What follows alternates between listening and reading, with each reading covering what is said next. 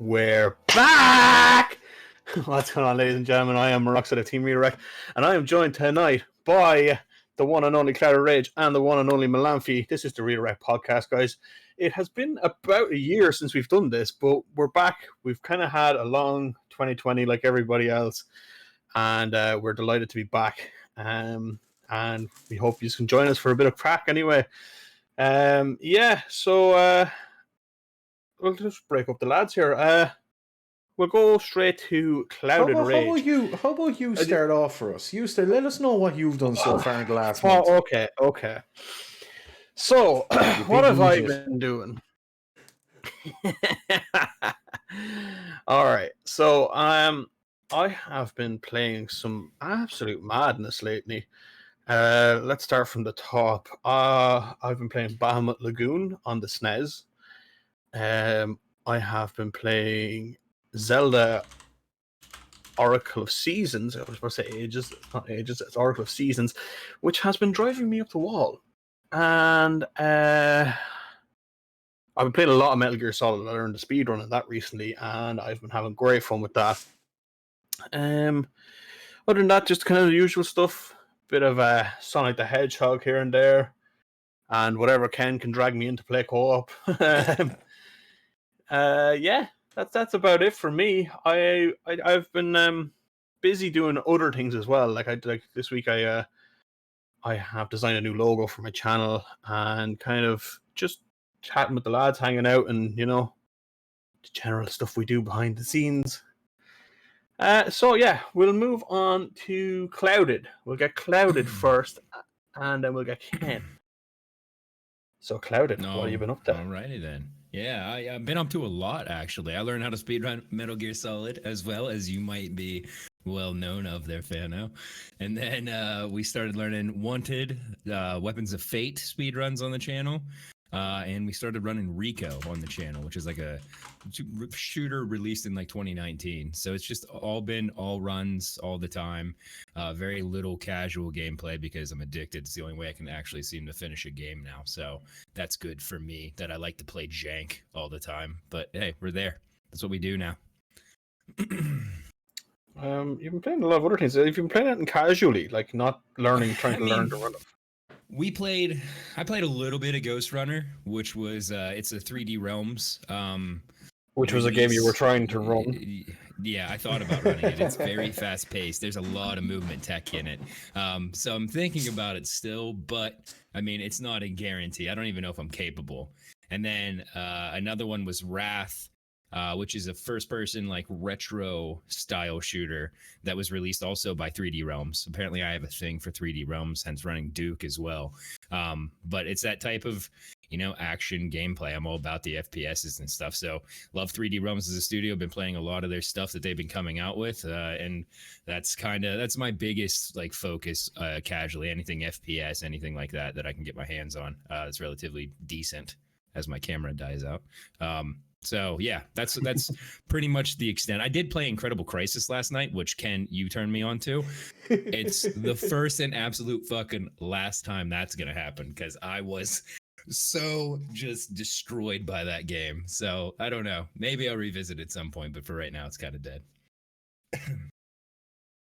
Kind of dead.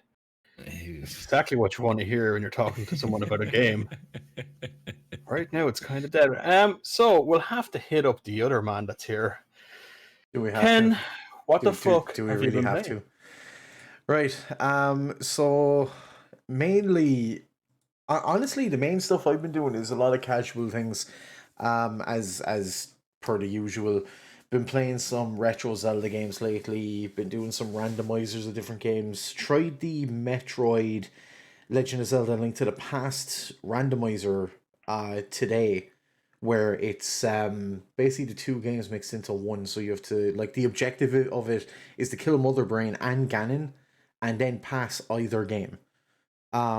Looked into the ins and outs of it and all that sort of thing. It's looking really good. Recently, I got a little bit of the speedrunning bug. Ended up watching GDQ a couple of weeks ago, and saw the Wanda Gamelon run and I ended up snagging the world records for the remastered of that. Someone took one of them, so I'm going to have to work on getting that back, but we'll see what happens. You're my boy, Blue. We'll have to see what happens with that anyway. Like, but other than that, it's the same usual thing. Doing a lot of old console games, doing a lot of Resident Evil, doing a lot of multiplayer stuff, mainly Operation Raccoon City and Outbreak lately. So yeah, it's usually if you want just a chilled out atmosphere, it's mine. If you want fast action, fast paced, speed runs, it's Clouded. And if you just want to watch someone be a gobshite for a couple of hours, it's Moroxide. But yeah, that's the three of us anyway. I can't even argue with that statement. Like it's completely true. And of course, shit out, I'll tell you what. And of course, before we start moving on to the gaming news, we did our redirect family has grown. That was exactly what I was going to talk about. It's literally since the last time we did any podcasts or anything like that. So as you know already, there was Moroxide, we have obviously Punisher, Bo, Lucy Lover, myself, there's Kyo, Brogan, Crazy Gaming Days, Clouded as well. We have Chris Naga, Miranda Streams. There's also Reneth and Uncle B. But ever since then, we have also ended up we're delighted to be working with Person Suit, Soph, Various Ominous Drones, and Vox Geyser. A lot of different categories, a lot of different games, some speed runs, some casual. Just there's something for everyone in the team now, I feel. Yeah, we're very blessed with the lineup we have now, and it's funny because like every one of us loves something different about games, and then you have Kyo that just hates everything about games. Oh yeah, Kyo's the anti. He's anti anything. No, but seriously, we're quite blessed to have the roster that we have, and to be honest, it comes down to a lot of work that we put in. Then there's our community for getting our name out there and helping us evolve and grow as a team as well. So thank you to you, and thank you to the rest of the guys involved in the team. Like in the last year, we've come from a place where we, like as everyone, we had a very hard year. We've all pulled up our socks and said, fuck it, this year we're just going to go and we're going to do things. We're going to chance our arse and see what happens. And we're back for now. We'll just have to wait and see what happens anyway. Exactly. So if we have a couple of just bullet points that we're going to look at in regards to some news that has come up recently. I'm just going to bring up the topic and then let's see what we can say about it. So this year, of course, last year with everything that happened with COVID, there was a lot of events that unfortunately needed to be cancelled for obvious reasons. You know, like it was better. Like I don't like the fact it didn't happen, but it was for public safety. Like they'd made the better choice. Do you know what I mean? But with that in mind, the Electronics Expo E3, they've decided to go digital this year, and they've already wrangled a bunch of companies to be able to make some form of online presentation for this year. So what do you guys think of that so far? Go ahead. I mean, it makes sense to me. With there's no guarantees, like, and especially with everything kind of transmuting and all of that stuff. You can't be for sure that you're ever going to be able to get back in the building again this year. So it makes sense to me that they were going to go digital. I kind of thought that a lot of this stuff was going to go digital this year. What worries me is that a lot of companies aren't going to put their best foot forward, because last year I would be curious to see the metrics or the success numbers that they had, like Microsoft, Sony, and Nintendo having their own events that they put on where they could handle like everything. They could handle all the ad revenue, handle all the, the experiences, anything that they received was income. I don't know how much of that gets split with E3. I don't know how much of that's associated, but I'd be curious to see how, now that those companies have kind of stepped out and done it on their own with all their reveals and all of their conferences and stuff, if they actually put their best foot forward at E3. That's actually a point that I was going to make as well, because you have the likes like Sony, Microsoft have so many in-house studios now. Mm-hmm. Like, are we going to see any games from those studios, or is it just going to be ones that aren't like locked into contracts with them? Like, is it just going to be EA and companies like that aren't under contract to specifically make games for those companies? Because EA and Ubisoft, is that all we're going to get? Yeah. But at the same time, there was that's been going on for a couple of years now, where Sony had their state of play.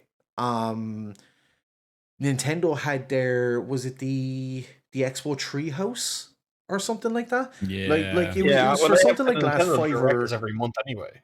But my point though is that even with E3, the Nintendo Direct, the Nintendo Treehouse thing was always digital.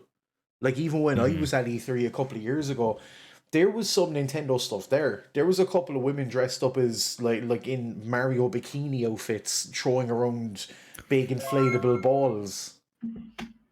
I mean, you're painting quite a picture. Yeah. Oh no! It was up. very I'm like ready for it to there be was live. literally it is literally the reason why they say you're not able to go in if you're under 18. It like it was plain to see why. Yeah. But that being said, they did do the whole thing where there was some sort of digital presence already in place. And a lot of people said it last year. They were like, "Oh, E3 isn't happening, GDQ isn't happening, ESA isn't happening, all that sort of stuff." And they were like, "Oh, they're going to be dead now. No one's going to care about them anymore."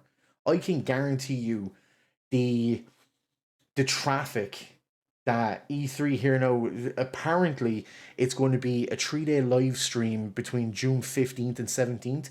The traffic on those 3 days is going to be massive. Yeah. I understand that I get what you mean by the traffic's going to be massive, but are they going to have enough content to run an event for 3 days?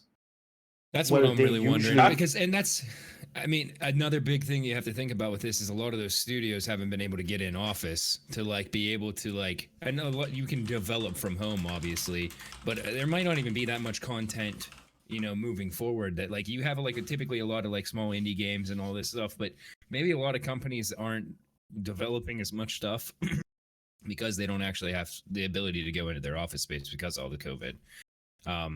It's gonna be an interesting year. Like, are they gonna have a bunch of content at E3 from these like monstrous companies, or is it gonna be like the like limited run exclusives where like you get like what we're sharing with the other consoles, but all of our stuff we're keeping in house, and we're gonna have a giant event that's gonna blow everybody's minds.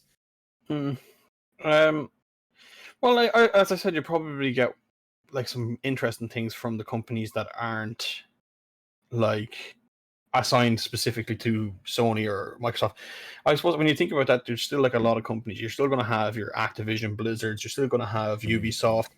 You're going to have EA. You're going to have Square Enix. But then again, they're all companies. They're literally like the 5 companies from the 90s that like have carried the industry for so long. Is that what E3 is going to be? And then all of the other like smaller in-house, like was it Ninja Theory and stuff like that? Like they're all signed to different companies now. Or is it Team Ninja? I think is it Team Ninja that are signed to Microsoft specifically. No, Team Ninja. I think Team Ninja are signed. Like it's why I actually, I'm nearly certain because I think they make the Ninja Gaiden games, and I'm pretty sure the next generation of Ninja Gaiden games is specifically coming out for Microsoft systems. We'll just have to wait and see. But saying that, right? That kind of puts us in a nice kind of segue into the next kind of small tidbit that we have. Talking about, as Claude had said a moment ago, are we going to get just a couple of things that are shared across a couple of platforms because of everything being delayed, because people can't get to their offices? Ubisoft have come out and said that they do need to delay the Sands of Time remake again. Yeah, I'm pretty okay with this. Especially if it's a remake to a game, because we've seen over the last couple of years, we've seen remakes that have done very, very well, and we've seen ones that have been rushed alongside other projects and came out and not lived up to the hype. this is a Resident Evil safety 3 net. remake. Like it's not the first time exactly. that they've delayed it. They delayed it in January. It was supposed to come out in January, and they delayed it till March. Now they don't have a date on it. They delayed it last year. Like it was supposed to come out last year, but obviously COVID hit, and their whole studio stood down. So, like, for them to say, "Look, guys, we want to make this right. You know, fans of the original, we want you to love this just as much." Like that says a lot. Like no company like comes out in their sleeve and says, "Like, look, we don't have a release date for this. We're not going to push it back and give you another one. We're just not going to give you one until we know we have one and we can make that deadline." Like I can respect. And I wish that would happen a lot more, because then you have the CG Project Red stuff that comes out where you put this tentative release date on it, which is all fun and games, but whenever you move that release date 6 times, you look shitty. Like, just push it back and say, like, hey man, this is coming. We're under, extenuating circumstances right now. We're not sure when it's coming, but it's coming. We promise you, it's not going to get tossed into the garbage. Like, it's going to be someday eventually. But if you put a date on it, that gives everybody the opportunity to light their, torches, grab their pitchforks, and like come after you whenever you have to constantly come out every month and say, well, actually, no, it's going to be next month. Like, it's a smart move to not put an end date on it, especially with nobody knowing what's going to happen. It's not like 2021 was a complete flip of the switch from 2020. Shit's still happening, and we don't know when it's going to stop happening. So regardless of whatever, like, you never know when you're going to be back in the studio, and it's hard for you to give concrete dates when you have no concrete date on the end of the chaos. What's actually interesting for me about this whole thing when I was reading about it, is the new Prince of Persia is being put in the new Assassin's Creed engine, which I enjoyed Odyssey and Origins. I don't know about anyone else. Well, I didn't play Origins. I enjoyed Odyssey though. But Assassin's Creed 1 came out of the Prince of Persia engine. Yeah. From the PS2. Like the Altair full circle. That's the thing. The Altair Assassin's Creed literally was as some people look at it, it was a Prince of Persia prototype. Yeah. Which it's nice to see it come full circle, and like obviously the Prince of Persia series dates back to the 80s. So it's like a little brother helping out a big brother after all this time kind of thing. I think there's something kind of nostalgic and nice, but I actually like Sands of Time. It's one of the first games I got on the PS2, and it's fantastic. It's a little ironic that the game with the subtitle Sands of Time is the one getting pushed back with no release date. But the thing is, hopefully, sorry, go on. No, I mean, it was one of the Prince of Persia games. Like, that's the one that like I probably played the most. Like, I've always gone back and played like the OG Prince of Persia and stuff, but this was the one that like I really like was interested in and really thought it was fun. And so it's exciting to see that coming back, and especially because I do like the Assassin's Creed games. They're a little bit too long for my gnat attention span, but I'm excited to see it, and I'll definitely want to play it. But that's actually the other point there is about the length of the games. Like Prince of Persia, sometimes we know what to expect. It's going to be at most 8-hour game, whereas Odyssey and Origins, for these, however long you want to play it, there's a game there to be played, kind of thing.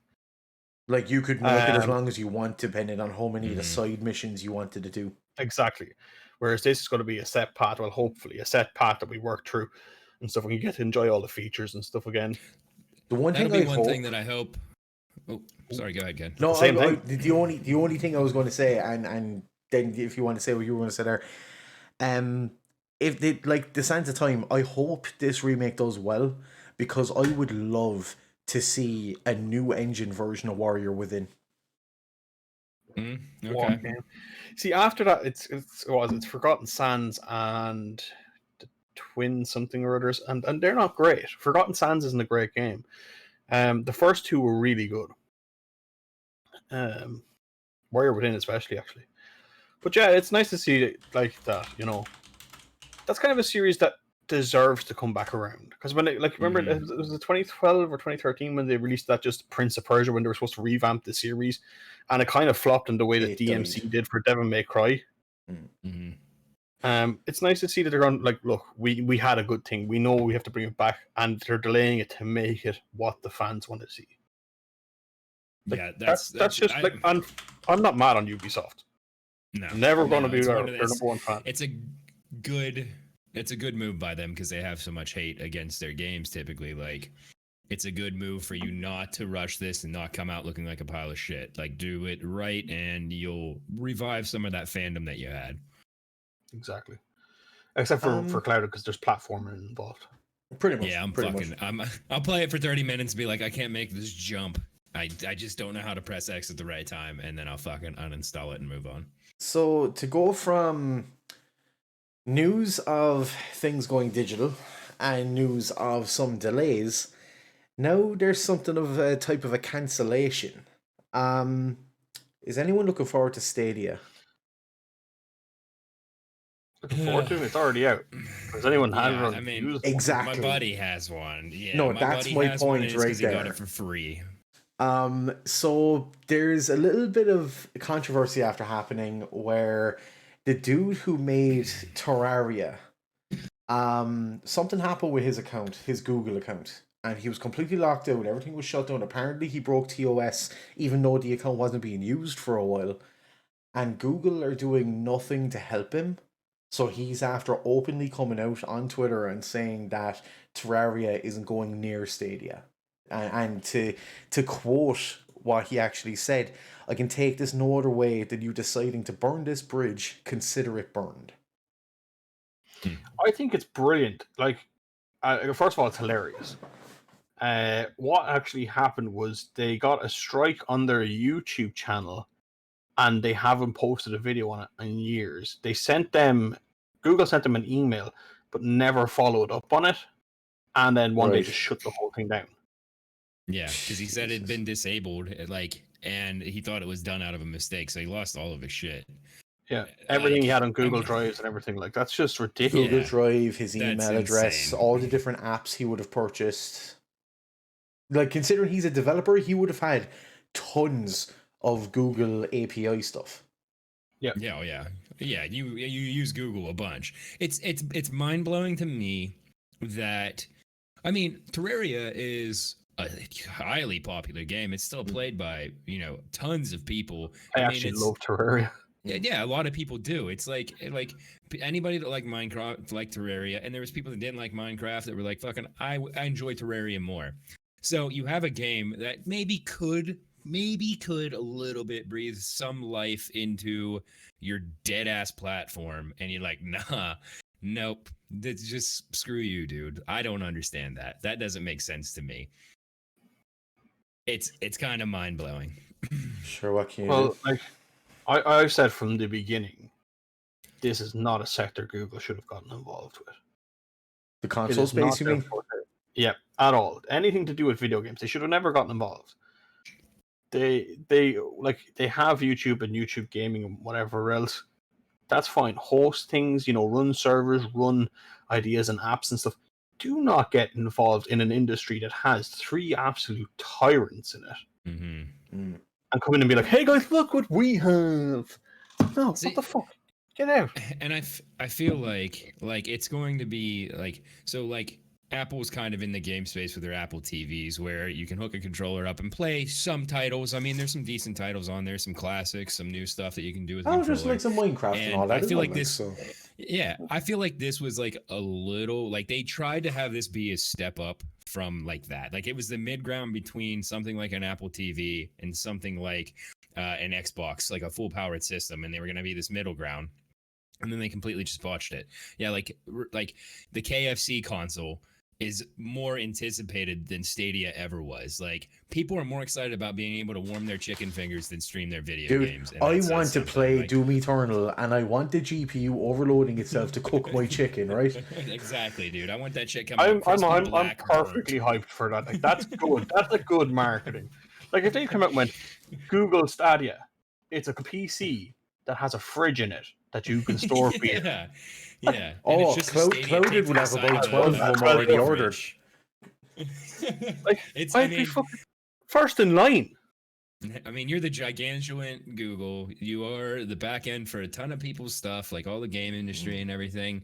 KFC took you to town with a microwave console. Like, it's just, this is a move that doesn't make you look any better either, because everybody that's a fan of Andrew Spink's development and Terraria and all that stuff is going to be like, well, nope, that's done. See you later. Like, I And the know, only people I know that have Stadias anyway are the ones that got them for free. but didn't they Like- also say that? Didn't they, like? And I know this is going slightly off topic.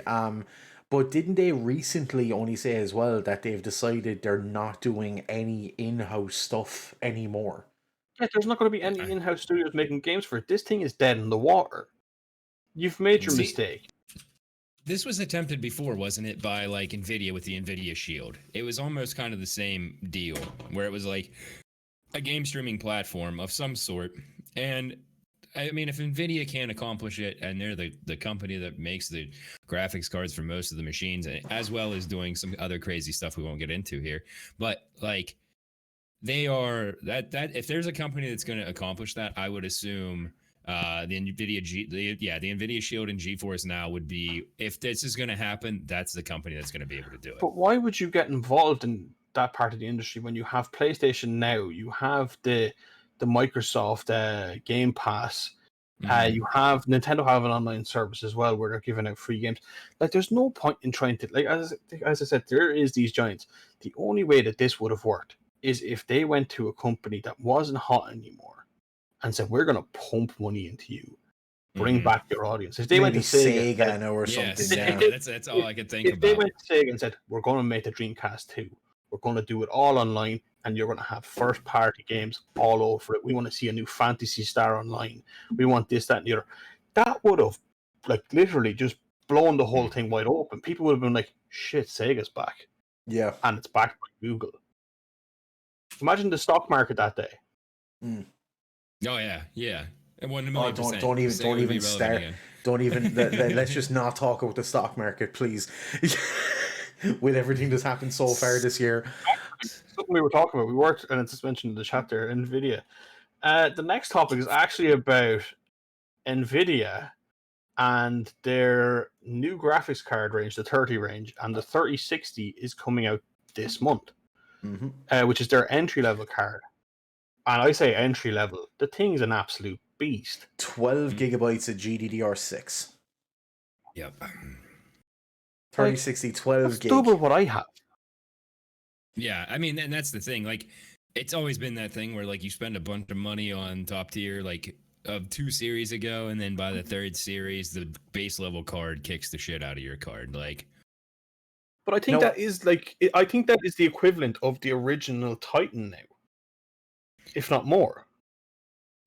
Thing is, I don't know much. GDDR5. The thing is, I don't know much about when it comes to hardware, right? So this is a question I have for the two of you, because I know you know a good bit about the hardware. They said that they're not looking at doing a Founders Edition, but they're letting companies do custom models. No, I know custom models would be like the way there was a Cyberpunk 3080 series or whatever and all that sort of stuff. But what exactly do they mean by Founders Edition? So a Founders Edition is an NVIDIA card that is made by NVIDIA, sold by NVIDIA. It's not like an Asus GTX. It's not like an MSI one. This is an NVIDIA card. It's a full in-house by them, no one else. Yes, everything, all the architecture, everything else. What they mean by people on their rights, by the way, is kind of like, you know, the way that Asus would have like the Twin Forza series that have the Strike series of cards. They have, like, that's what they mean by people branding different series. It's not specifically like, oh, here's a, I don't know, Mega Bomberman card. I don't know. That was what came to mind at the time. It's to do with companies like that, or EVGA having a super clock series and stuff like that. They've no problem with companies doing that, but they're not going to release like a day one founder series, which means that a lot of the specs and stuff and testing will actually come from people who buy them day one and not review copies of a founders edition, which is kind of interesting. No one. I'll keep talking. Did you see as well though that there's actually sorry, no, I'm just closing out Steam there. Did you see as well, supposedly, with the fact that these are coming out at the end of the month, there is a couple of people who actually have the cards already. I found this hilarious. But of course they don't work because there's no drivers from it. Well, there is drivers, but they're not publicly available. Is that why you were having issues there the other day? Yeah, I mean, I don't want to talk about, I'm not to brag or anything, but I might have found one laying in the street that fell off a truck or two. But that's the thing. Like, it was just said there in the chat as well by Emerald Outlaw. You know, the way that there was the Cyberpunk 2077. You know, like more than likely someone would make a card of that. The funny thing is, there's now a device which is seen as a commodity, which in a couple of years' time is going to be worth so much. And that's the PS4, the Cyberpunk Special Edition printed PS4. Because of the fact that right now you cannot play that. It's not on the PS4 anymore at the moment. Oh, shit, yeah. So, but if you have a physical copy of it, it has to be supported. But no, but you know what I mean? The other way they pulled it from the market and they took it off the PSN store and all that sort of stuff because of everything that happened. Yes, it will be going back on eventually. But it's just that whole thing that right now, if you got that digitally, because that copy of the console, that came with a code to download it digitally. That did not come with a physical copy. So I did just a little bit of digging here to bring up the specs of the 3060 and the specs of the GTX Titan X Pascal, the GTX 1080 Ti, and the GTX 1080. So the Titan X Pascal was the Titan that was released during the 1080 time frame. It rocks 3,584 CUDA cores. The new 3060 rocks 3,584. So it's the same CUDA core count as what was on the Titan X Pascal back in 1080 phase. The boost clock is 1.78, where the Titan X Pascal maxed out at 1530, so 1.53.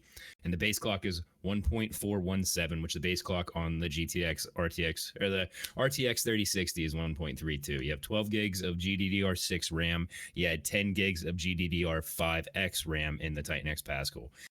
So the Titan S Pascal, when it came out, was like what, like a $1,200 card? It was more. It was crazy. It was like the most expensive of that family that you could buy. So now the 3060, what was releasing at, what was it? It's like $330. Yeah. So you're getting, and that's $1,200, like whatever it was, premium back in the day compared to now. This is if you're building a machine, you just get to have that performance from the base. Like that's if you build your base machine with new age technology, that's your base now, which is insane. That's nutty. I mean, that's crazy. It makes me consider upgrading my car because of that. Because they get better at memory gets cheaper, and then they're able to push this type of stuff out. It's incredible to me. No, it's brilliant. It's brilliant to see it, and fingers crossed someday I can get one. That's all I can say about it. Yeah. Well, that's going to be the other problem. That's this news is awesome, but I know that bots are going to buy them all out. So even at that rate, by the time you're able to buy one, their 4000 series is going to be out, and then the 3000 series will be available. That comparison, that's the way the internet works now. That comparison link that you have there, is that just one page you're looking at, or are you looking at multiple? No, it's 2 pages. I can paste NVIDIA's spec sheet into the chat, and then if you wouldn't mind, also paste in. Yep, absolutely. So while Clouded's doing that, a little bit of let's just say international news as well, which is something I didn't know about this, right? I didn't know that this wasn't a thing until now. There's an official version of Steam now after coming to China, and it is rocking about 40 games, including the likes of CSGO and Dota 2. And they've also got the news that the PS5 is going to be there soon. Now, I knew about the whole thing that there was a certain limitation when it came to certain technology, certain parts of the internet, you know, all that sort of things. But I didn't think Steam was just not there. That people had to get an international out-of-country version to be able to play Steam games. What it is that they monitor every single piece of media that comes in and out, including games, digital media. And what happened was in the year 2000, I think no one was allowed to have a video games console in China for 15 years, up until 2015. Like the last game console in China was, I think, the PS1 or the Dreamcast, and then there was nothing for 15 years. Mm-hmm. And then obviously they got the PS4 and the Xbox 360, or not Xbox 360, Xbox One, and now they're getting Steam. But yeah, for someone in China to use Steam, they had to use the international version. There was no Chinese version. Which probably they had to use the likes of VPNs and such, I'd assume. Exactly. So one way or another, it was called. Yeah, that was always like they had to do that. I don't know about the VPN thing because there was the international, like there was a possibility that at any point in time Steam could get shut down in China because there was unsanctioned games on the platform. So if China had scrolled through the Steam platform and basically saw any of these vetted titles that they weren't happy about, they could shut off Steam as a whole in their country. Now VPNs would be the point when you got past it at that point. But to my understanding, they could access it natively on their connections, but there was always a fear that it could just out of the blue go away. Kind of like what happened with from it. Kind of like what happened with was it Devotion? Yeah. Exactly. What's also kind of weird about this is it has like two sides, but people are like, "Oh, cool! This is like another step forward for them and their industry and all that." And then you have the other side of it where people are terrified that they're going to shut down the international version in China and cause uproar for the likes of the Chinese developers and stuff like that to try to get things approved. Because they have to go through a different approval process, and the likes of the Steam Workshop and stuff like that will work differently for them now. They won't be able to, if they can't still use Steam International there, if they completely block out that source, a lot of people are going to be very angry. And there's completely nothing they can do. It's just the way it's going to be. But in one light, there's that. In another light, they're catching up. Yeah, and that's always good to see. Because supposedly they were banned from, according to this, from 2000 up until 2015. But they are still waiting on Microsoft to say whether or not the Xbox Series consoles are coming. Yeah, that's another thing I was going to say there at the end. But we can only hope that the best scenario comes out for them, and that like companies that develop in China and stuff like that, everything stays the same for them, and we can continue to get good titles from there and stuff like that, and watch the industry grow more. And hopefully, under the same hammer, under the same umbrella, we want to say like maybe in the long run it could make things cheaper because things are selling more worldwide. Yeah. Can you guys remember? It's actually a lovely, horrible memory of mine. But can you remember when Steam first launched as its own launcher? Yeah. Now the year, I couldn't tell you the year, but I remember it was years ago when I used to go into internet cafes with the lads. We go in for all-nighters. We pay our £8 or £9 so that we could stay there for 12 hours from midnight until midday. Something like that. Whatever it was, but well, it was Euro, so in that case. But it was the case of, I remember if we went in for a standard session, which was €5 for 4 hours, and we used to always play Counter-Strike. It was always Counter-Strike 1.3. That's what we always went to play. But then when Steam came out, they released 1.6. And if any of you remember playing that original version of Steam for the first 6 months, you would open Steam, you'd get the computer, right? Fair enough, this isn't as much of an issue if you're playing at home. We weren't. You'd get the computer, you have your 4-hour slot, the first 20 minutes is Steam initializing. The next 40 minutes was CS Source opening. Yeah.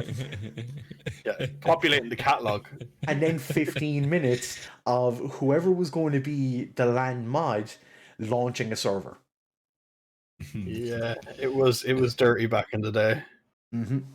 But at the same time, we've come so far that you look back at it and you're like, jeez, that was slow. But back then, that was normal. You'd go and you'd stick everything on. You'd either get some popcorn or you get you'd order in some food or whatever while you're waiting, have a chat, and have a laugh, and then you'd play your games and you'd head on. We used to have a place here in Cork City called Area 51. It was down in the city centre, And they actually, the lads who own that, like, it was nothing but Alienwares. Like, that's where they got the idea from. But they had a deal with it. It really is one of the main reasons I have this gullet and this gullet down here.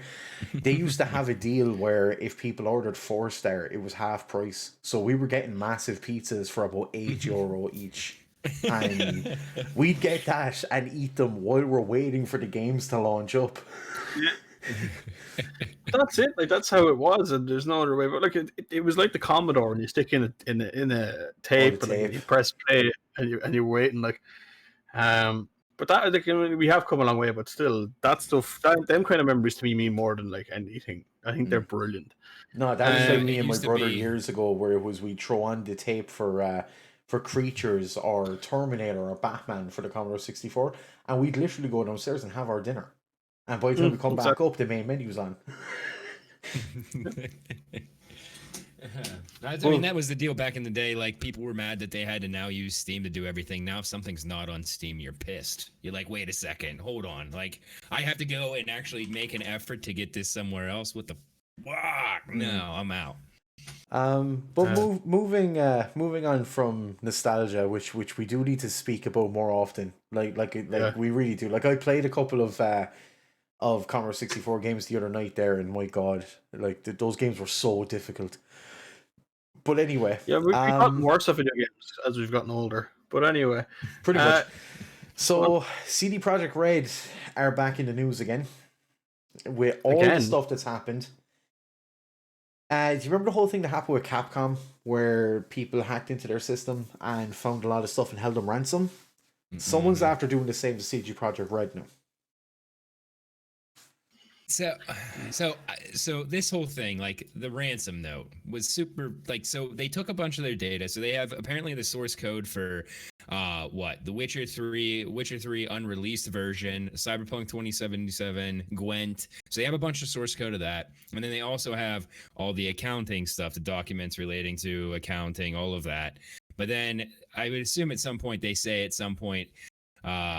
all of the stuff, we've encrypted all your servers. If you don't comply, we're going to release everything you have to social media, basically put you on blast. Everybody's going to hate you even more, and you're done. And they did them then releasing end that. Did you see the last line on that note? Your stock will dive even lower. You have 48 hours to contact us. 48 hours. Yeah. So the fact that CD Projekt Red came out and said, hey, look, we're getting screwed with. Here's the cringy ass README that they left in place makes me think that the shit that these people got isn't too damning. Like, you don't, like, if it's too damning, you don't release the ransom note. You say, hey, we got hacked. Don't worry about it. We're looking into it. They came out and said, like, what the fuck, man? Like, here you go. Like, you've been epically pwned. Like, what the hell is that? At the same time, though, that's what happened with Capcom as well. Like, with Capcom, it was, if it's real, like, that's one thing I want to make sure of here as well. If the information was real, that was their whole project roadmap for the next 5 years. Mm-hmm. Do you know? And in the industry like this, when you have so many competitors, like, surprises and everything is key. Yeah. What's interesting to me about it is, like, I when I first read this, I completely thought outside the box, because CD Projekt Red own GOG. Mm-hmm. If they have all the information for the servers and the accounts for that, yeah, a lot of people's information has been obtained. Yeah. Which means this could get very, very messy. Which is why I'm always a big advocate of two-factor authentication.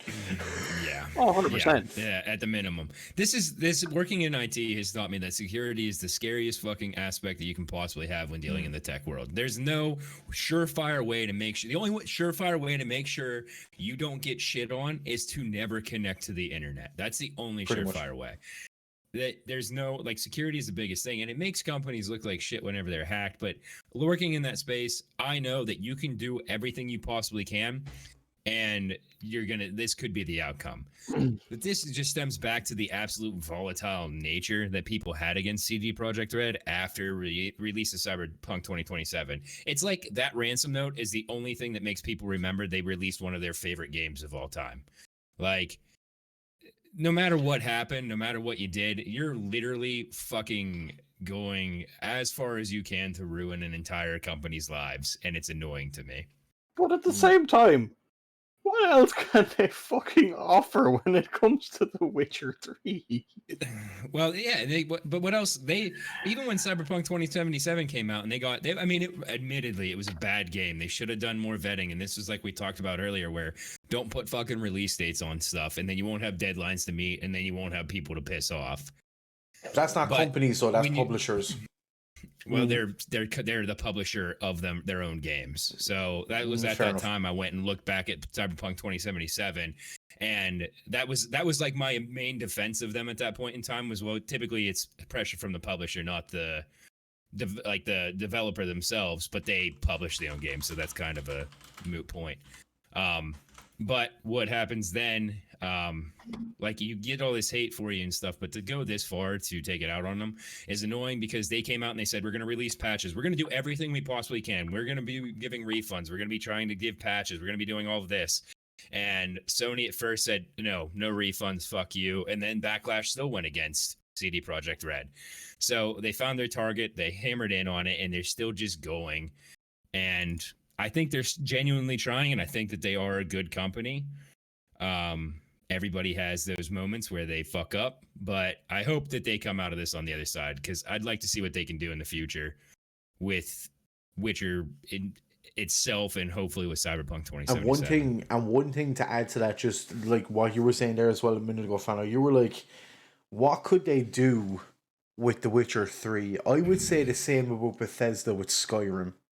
Mm-hmm. Oh god, Skyrim's gone on for years. No, I'm not complaining. I'm not saying it's bad. I'm not saying it's brilliant. I'm just stating the fact. They have been able to keep that going for so long. But let's take the opposite of that. They have come out and told people they're working on an Elder Scrolls 6. Yeah, they were still working on ESO. They were still working on everything else. But I mean, they did just release the AAA game. Like, it's not like it's not like Bethesda. I mean, Doom they came out with and stuff, but they're also, I feel, a much bigger giant in the gaming industry. Like Bethesda compared to CD Projekt Red, they're two different entities. They're two different sizes of companies. Anyway, we'll Grand move on. Theft Auto at the same rate too. What else can you do with Grand Theft Auto? Apparently release it across 7 fucking generations. Pretty much. So the next thing is something that I'd say we might need to give Moroxide a moment to himself.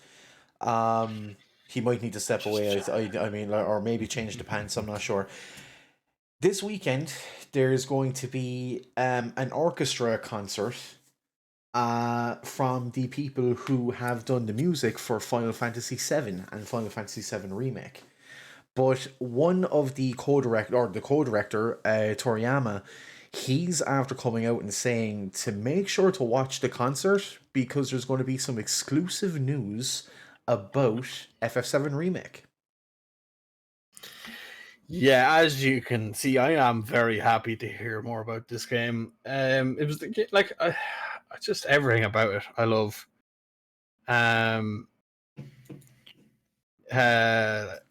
Yeah, from the ground up, it's been like, what was it, 5 years ago when they announced that they were doing it. I have followed it, and everything about it. And if Ray types something like that in the chat again, I'm going to ban him. But yeah, I'm delighted to hear more about it. I don't know if will we hear more about it, or will we just see subtle hints? Like, I have a feeling it's going to be character reveals. He's saying that he's going to be talking about it. So it's going to be a presentation of some sort. It's not going to just be, they're playing some music and all of a sudden they'll show a cutscene that wasn't in Remake. Do you know what I mean? It's going to be an actual discussion. There's a few different things. Like, remember when a couple of months ago they I told you, like, I found out like 3 o'clock in the morning that they had taken out a patent on the title. what was it? Something Crisis? Something on those lines, yeah. But it looked like they were going to do Ever some sort of Crisis or something like that. but something to do with Crisis Core or whatever. Yeah. Yeah, I have a feeling that this is what we're going to see first. I have a feeling that we're not going to see the rest of the story that they've started. I think that's going to be something that comes next year, so they have enough time to build that up. I think what we're going to get is this alternate universe thing with Cloud and Zack and Aerith rebuilding their lives in Midgar and taking on Shinra from Spoiler their warning, perspective. by the way, for anyone who hasn't passed it yet. Yeah. Don't care. The game is out a year, Ken. Go fucking finish it. I would fucking hate that. That would drive me insane. So no, but if it's released up this year, I'd be okay with that. If it's not that, that's fine. The gap in time release makes me care less about the story I've already completed and be less involved in the game. So like I love Final Fantasy VII originally, and I love what they did with the remake. I don't like how long it's taking for the second half of that to come out because I'm already losing interest in what I already played. Like, that's my shitty attention span probably, but it was like, I compare it to The Walking Dead whenever Negan showed up and he did what he did. They first meet Negan, he does all of his attacking and shit, and then they waited an entire off season to reveal what had happened. And by the time it came back, that was the last I watched the show because I just didn't care anymore. I don't know. I wish they would bring it sooner. Like I waited so long for it, and so many people told me I won bets because that game came out. Mm-hmm. So I backed it, and I was like, "This is coming. It has to happen. I need it." And I can wait another 10 years before they release another. But you know what started all that, don't you? It was when was it the PS3? PS3. They released.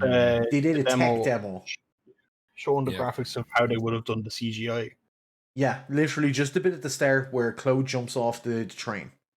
That's all it was. And everyone's like, oh my god, it's a remake. And suddenly we're like, no, please, no.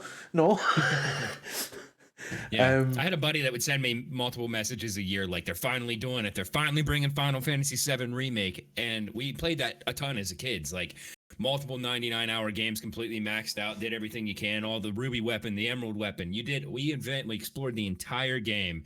And for like 20 years you're like, man, it's coming, and then it came, and then it's like, oh, like shit, I need more of that, which I loved the remake.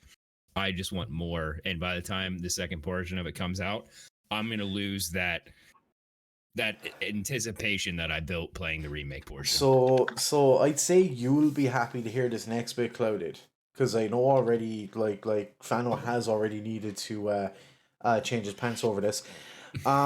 Basically, the co-directors, Yoshinori Kitase and Naoki Hamaguchi, they were talking about what they wanted to achieve with the second part of the remake.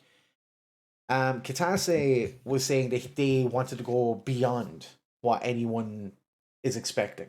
So they're looking at what everyone's saying on the likes of Reddit and everything like that, and they want to do better than what people think is going to happen. But Hamaguchi has come out and said that what they want to do is, do you know the amount of detail they put into Midgar in part 1? They want to put that much detail to every location in the game. And that is mind-blowing to me. That is because I was already thinking, like, the amount of time I spent in Midgar just in the remake, like, it's literally the very absolute beginning of the game.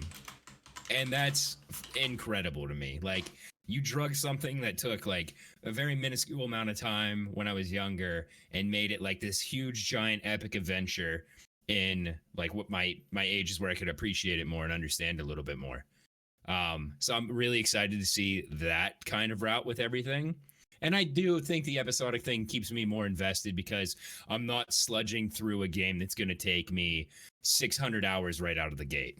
I just wish there was less gaps, but I'm excited to see what they do with all this other stuff because they're beautiful areas and beautiful environments and stories in the original. I can only see what they would do in current day with the remake. Like that's what I'm saying. Like so far, like they're making a masterpiece. and hopefully it's only gonna get better. But I can't wait. One of the big things about the game for me, especially the original, is the soundtrack. Anyway, so I'll watch this thing just to listen to it anyway. Yep, agreed. And then whatever they announce that comes with it is a massive, plus for me. Especially me, just me. They're going to mention my name. yeah. None of the rest give a shout out to Maroxide, by the way. We know he's watching at home, touching himself. I know, but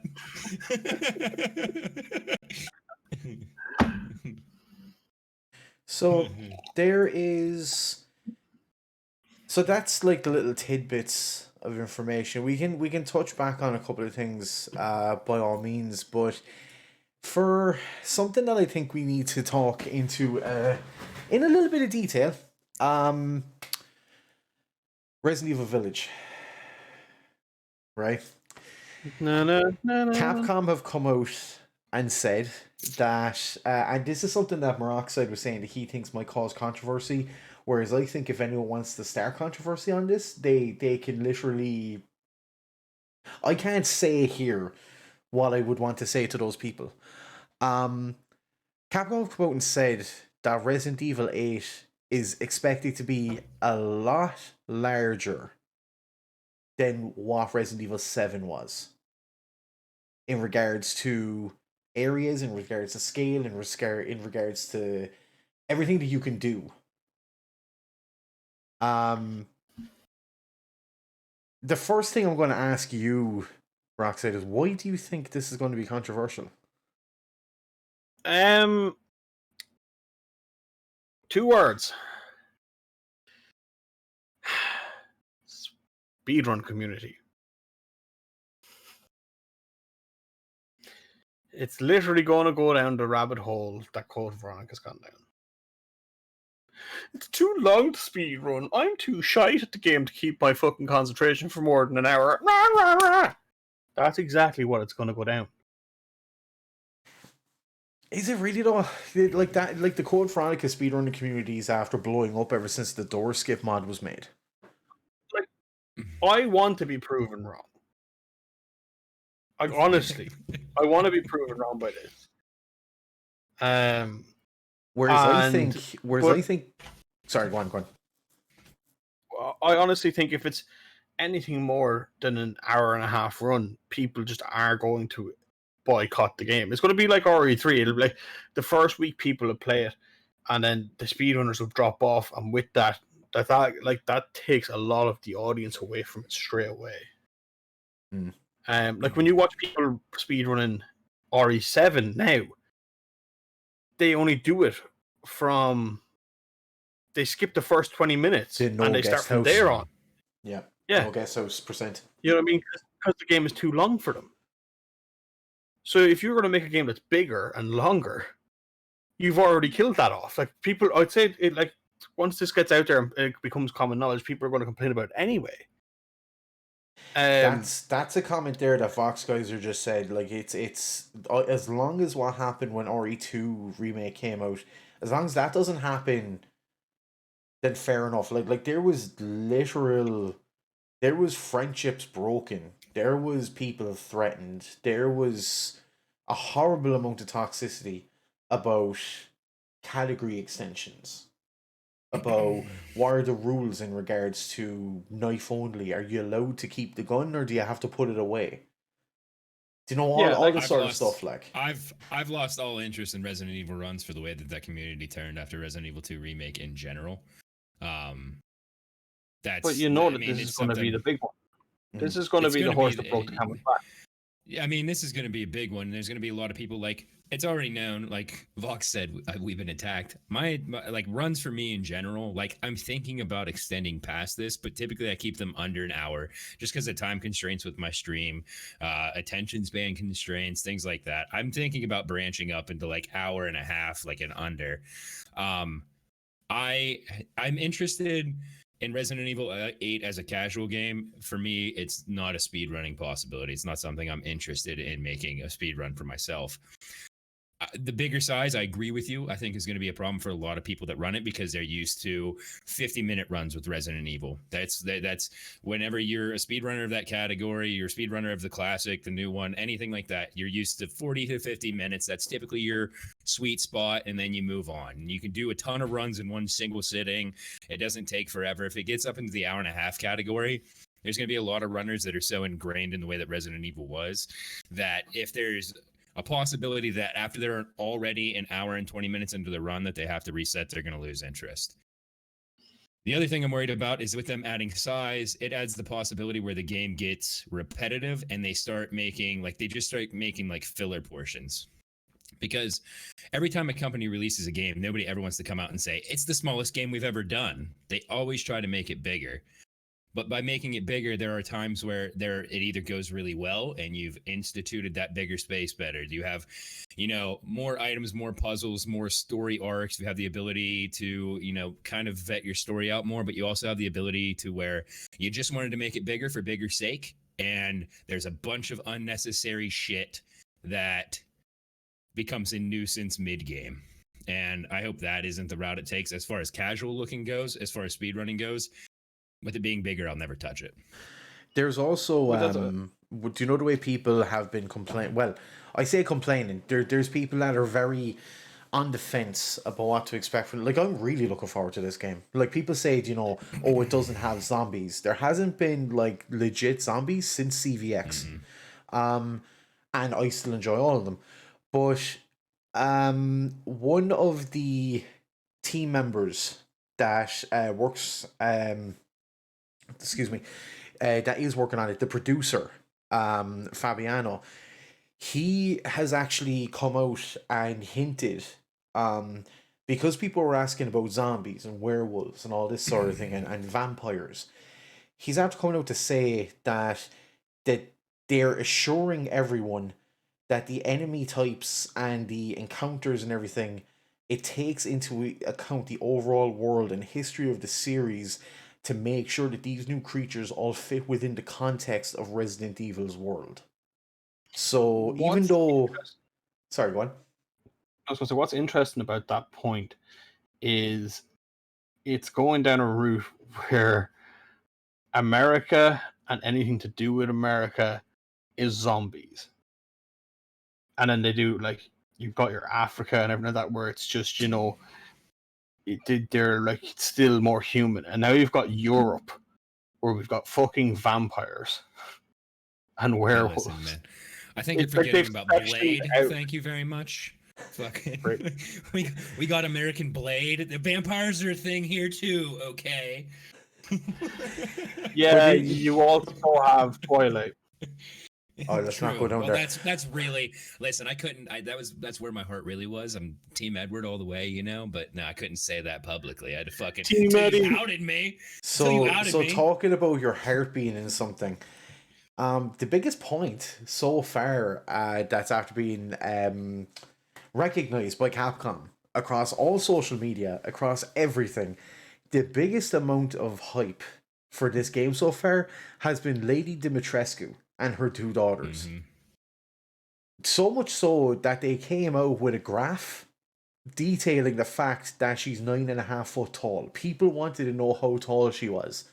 And that officially puts her down as the tallest main enemy, if you want to say, like main boss kind of thing, in anything. To the point that Konami turned around. Someone in Konami's team turned around and said, wait, hold on no 1 second. Pyramid Head is 8.5 feet. Whereas then Capcom were just like, okay, still shorter. So you're saying he's a bitch? He sounds bitch made. And he needs a giant hammer. Oh man. Yeah. That takes a giant hammer. God damn it, dude. I don't know what Pyramid Head's gonna suck, but she's going after blood, okay? Fucking weak ass Pyramid Head. But it even came to the point as well that it seems that there was a bit of information that flew completely under the radar with everyone, to the point that I didn't know about this until I saw this document. And I don't remember anyone even talking about it.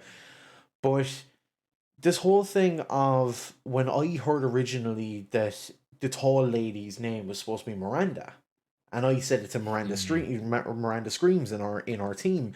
I was like, "Oh, the tall lady, she shares a name with you," and she was like, "Oh my god," and everything like that. I was wrong. There was some information in one of the cutscenes, one of the bits of information that was released, where there's actually a phone call where Lady Dimitrescu is on the phone to someone. And the exact quote of what she says on that phone call is, "Mother Miranda, I regret to inform you that Ethan Winters has escaped that fool Heisenberg because he is in my castle and has already proven too much for my daughters to handle. When I find him, no. Yes, of course. I understand the importance of the ceremony." And So what her you're saying brother is, and her brother Heisenberg is that um like Dimitrescu's brother is actually that bloodborne hunter looking guy. And his name's Heisenberg, Okay. supposedly. fair enough. I was going to That's say, interesting. when you're saying about mother, like it could be two things. You're either talking to a nun, or is she talking to like the family from the original game? I think Mother Miranda is going to be something along the lines of where Capcom's going to reveal their own version of Nosferatu. Just in regards Okay. to this whole Like vampiristic kind of thing, the Overlord. or Yeah. else it's going to be Alexa Wesker. Do you know? Oh, yeah. Just Wesker and drag. That's all it is. I don't know who this Wesker guy is you're talking about, but I'm Mother Miranda, okay? that Wesker guy sounds pretty hot. Yeah. Sounded like you had a lot of great ideas, though, right, guys? Right? Tyrant was perfect. But that's the thing. Like even in a different part of the reveal, then that a lot of people caught on to, because it was part of the demo, the demo called Maiden. On the part of that where you get to the front door and you use the key to unlock the door, door opens and Dimitrescu just like bends down under the door frame and walks in at you and picks you up by the neck. She says something along the lines of, "You escaped my little brother's idiot games, did you?" So it looks like, if we're going to compare, right, it looks like and a lot of people are going to hate me. A lot of people are going to hate me for saying this. It looks like Dimitrescu is this game's Jack Baker. It looks like the two daughters are Marguerite, and it looks like the brother is Lucas. In regards to who fills what slot, in a sense. Yeah. Yeah, that makes sense. I mean, throwing the games comment out there, that's kind of the whole theme of. Yeah, I could see you coming by that. That makes sense to me. What's actually like one of the most interesting things about this whole project for me is that the game is actually a direct sequel. We haven't had a direct sequel to another game the whole way through the Resident Evil series. Like nothing takes place straight away after something else, keeps the same characters and the development on that story. Yeah, and that's what they said. Like Capcom said that they fell so in love with Ethan, it was hard for them to get away from that. Which can make, like, you spend enough time on a game and you come to love it and you love that character and his progression. I can see not wanting to branch off from that, because if it's the same studio that gets their hands on it, if you fuck it up, it's on you. If you let it rest and like something you worked on at some point now gets passed on to somebody else and they fuck it up, it feels like what you put all your soul into is now dead. So I can understand them wanting it to be like a continuation, whereas every other game it's like, oh, here's Chris and Jill, now here's Leon and Rebecca, and or Leon and Claire and all this other shit. Like I get that. I kind of like that. Instead of waiting 4 games for us to figure out what the fuck happened to Ethan, we're gonna know, like, okay, here it comes. Here's the rest of his story arc. Here we go. Let's jump right in. Yeah, I think obviously a lot of the developers and stuff, they obviously have, like, there's a part of all of them in the Ethan story. I don't know where I came up with Ian there, but it has to. I just think it's a very like that's why I said it's a very interesting step for Capcom to take a game, make a direct sequel, and not just have 10 years later Ethan is down in Hawaii there, and oh no, there's Wesker washing up on the beach going, Yeah. "What's the crack, boys?" You know what I mean? And then you just see Chris coming down out of a mountain going, dun, dun, dun, dun, shooting away like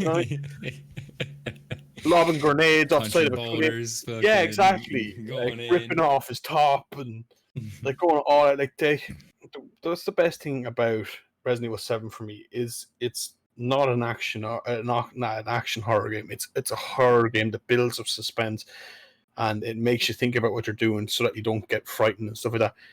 So taking that and what they put into it and how much personality they gave Ethan, and then taking it into this game as a direct sequel, like for me, is kind of something that like it was definitely their best option to make Resident Evil 8 a continuation of Resident Evil 7 and not just have another game that just somehow slots in a timeline where everything just goes fucking wrong. Also, I'm gonna throw it out there.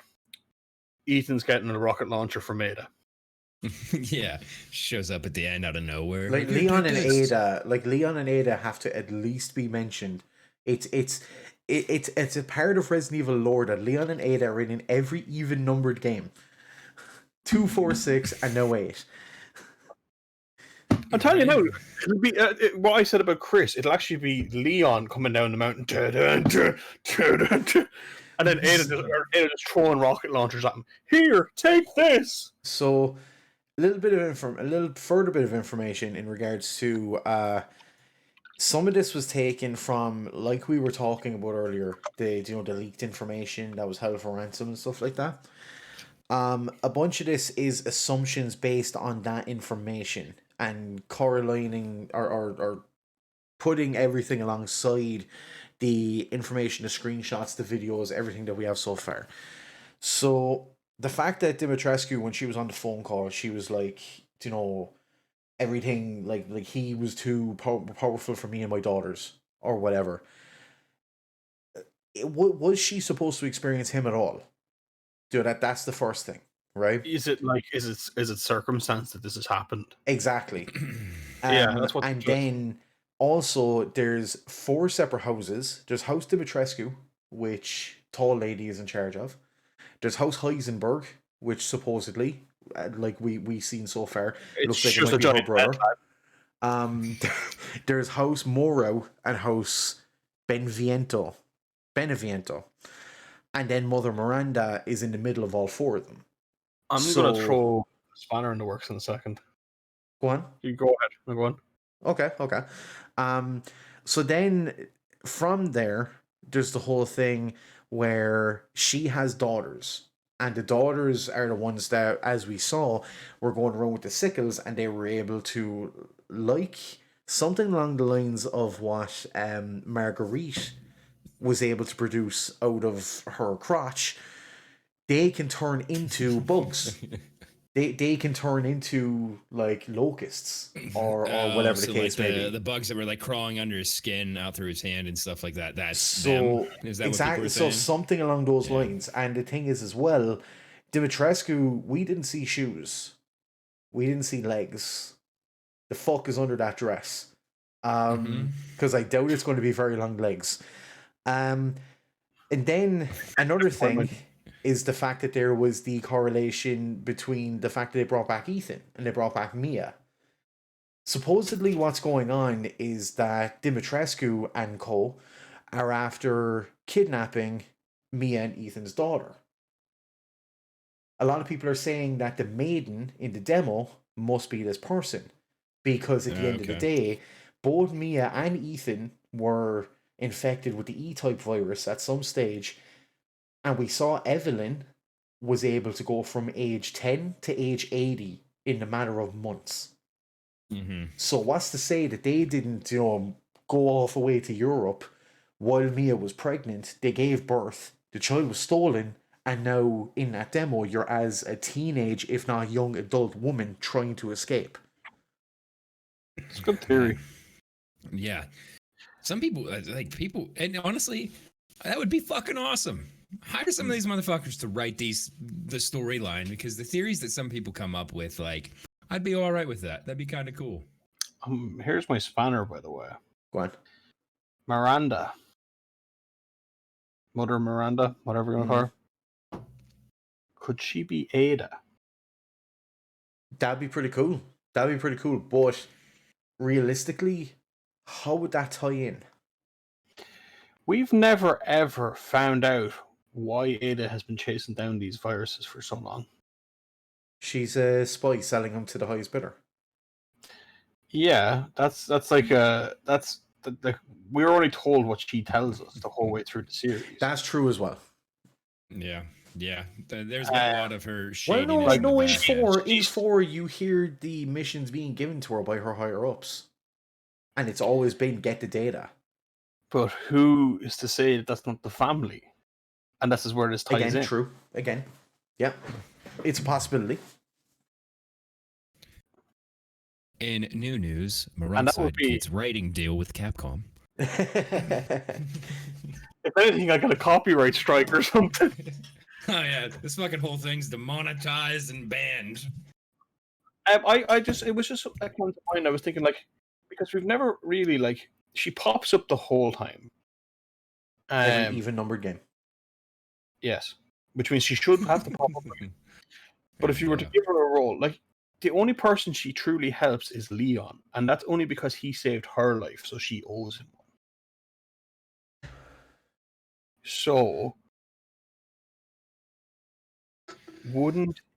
could it be that Ada has been working with Wesker all along, and she is Mother Miranda? I'm not going to say that isn't a possibility. That does seem like it could legitimately be a way that it could twist. It really does. I mean, I'm excited. Remember a long time ago that we were going to get a character from the main series, spoiler alert, by the way, die in this game. I think it's Ada. No. It can't be Ada, because of the fact that it said his story will end. So that's why everyone's assumed Chris, right? It's either Chris or Ethan. I'm telling you, it's Wesker. He's coming down that mountain. Duke Nukem in it. Yeah, that was the wording. It was like, it's the end of the story for him, is the wording that was used. So unless Ada wants to reveal something else from under the dress, I don't know. yeah. The alternative is that Leon dies because he shows up to save the daughter that is Maiden, because that's his new gig. He just fucking protects daughters all the time. So Leon's like escorting someone across the corner, punching a boulder. Yeah. Yep, throws her in a suit of armor and fucking takes her up to the vampires, man. There you go. Problem solved. That's the thing. Like, it's just wrapping up Chris's fists as he's punching a wall. But what I like though as well. Sorry, go ahead. I mean, Ethan, I don't have a connection to Ethan. I don't. Like, 7 was a good game. It didn't make me yearn for more of Ethan's storyline. So they apparently saw something in him. I don't know that I saw the same thing that they did. They ended it though. Like, that's the thing. They did a good job in 7 of introducing this new character. Fair enough, not a lot of people liked him. I did, right? Not a lot of people liked him, but you have to admit, whether you liked him or not, they seemed to end the story well. Like, they brought it to a close. He went there to find his woman, and depending on whether you gave her or Zoe the injection after the third Jack fight, you leave either with or without her. It seemed to bring his story to a close, no matter what. Yeah, that's kind of why this is kind of weird as well. But I suppose for Capcom, like when you said that they have an attachment from them, and you find it kind of strange. It's the only game they did where they did all of it based on living through a character, Hmm. first person, where the character is grabbed by people around him, thrown and stuff like that. It's not like it's an on-rail thing or anything like that. You were physically thrown around and you experienced all that, and you could see him getting his limbs chopped off and whatever else. I think Capcom more lived that character while they were making that game than rather looked at that character like they would have in any of the other games. Like all the other games, when they were doing action sequences and all that kind of stuff, you could see they could see a character from a third person perspective, but everything they did with this was all inside of Ethan. It's all like, why do you keep coming up with Ian? You really fucking. That's secretly you're working for Capcom, and that's the new twist. There's an Ian in the game, and now you're revealing all of your cards. I wish. Capcom, if you want to send me a blank check, man, I have a whole team that'll write for you. Send us the check. But in I'll regards, take it. I'll take it in 20s. in regards though, to what we have seen so far, right? Out of like, take on board what we've talked about tonight if you want. Like anything that we've seen as solid evidence, yes. Anything we're assuming, no. Right? So what was whatever happened? What are your expectation to the game? Like, do you think? And we've already said that it looks like it's not going to be a speed game compared to what they've said. Everyone knew Resident Evil 2 Remake was going to be a speed game because they did come out while it was being developed and said it's going to be speed run friendly and everything like that. They haven't said that since.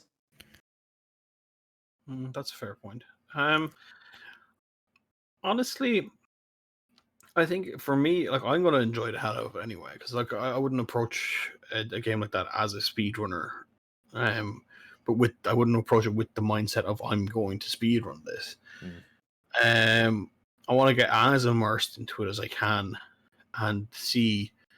For me, I really want to know, because I didn't play Resident Evil 7 till late on.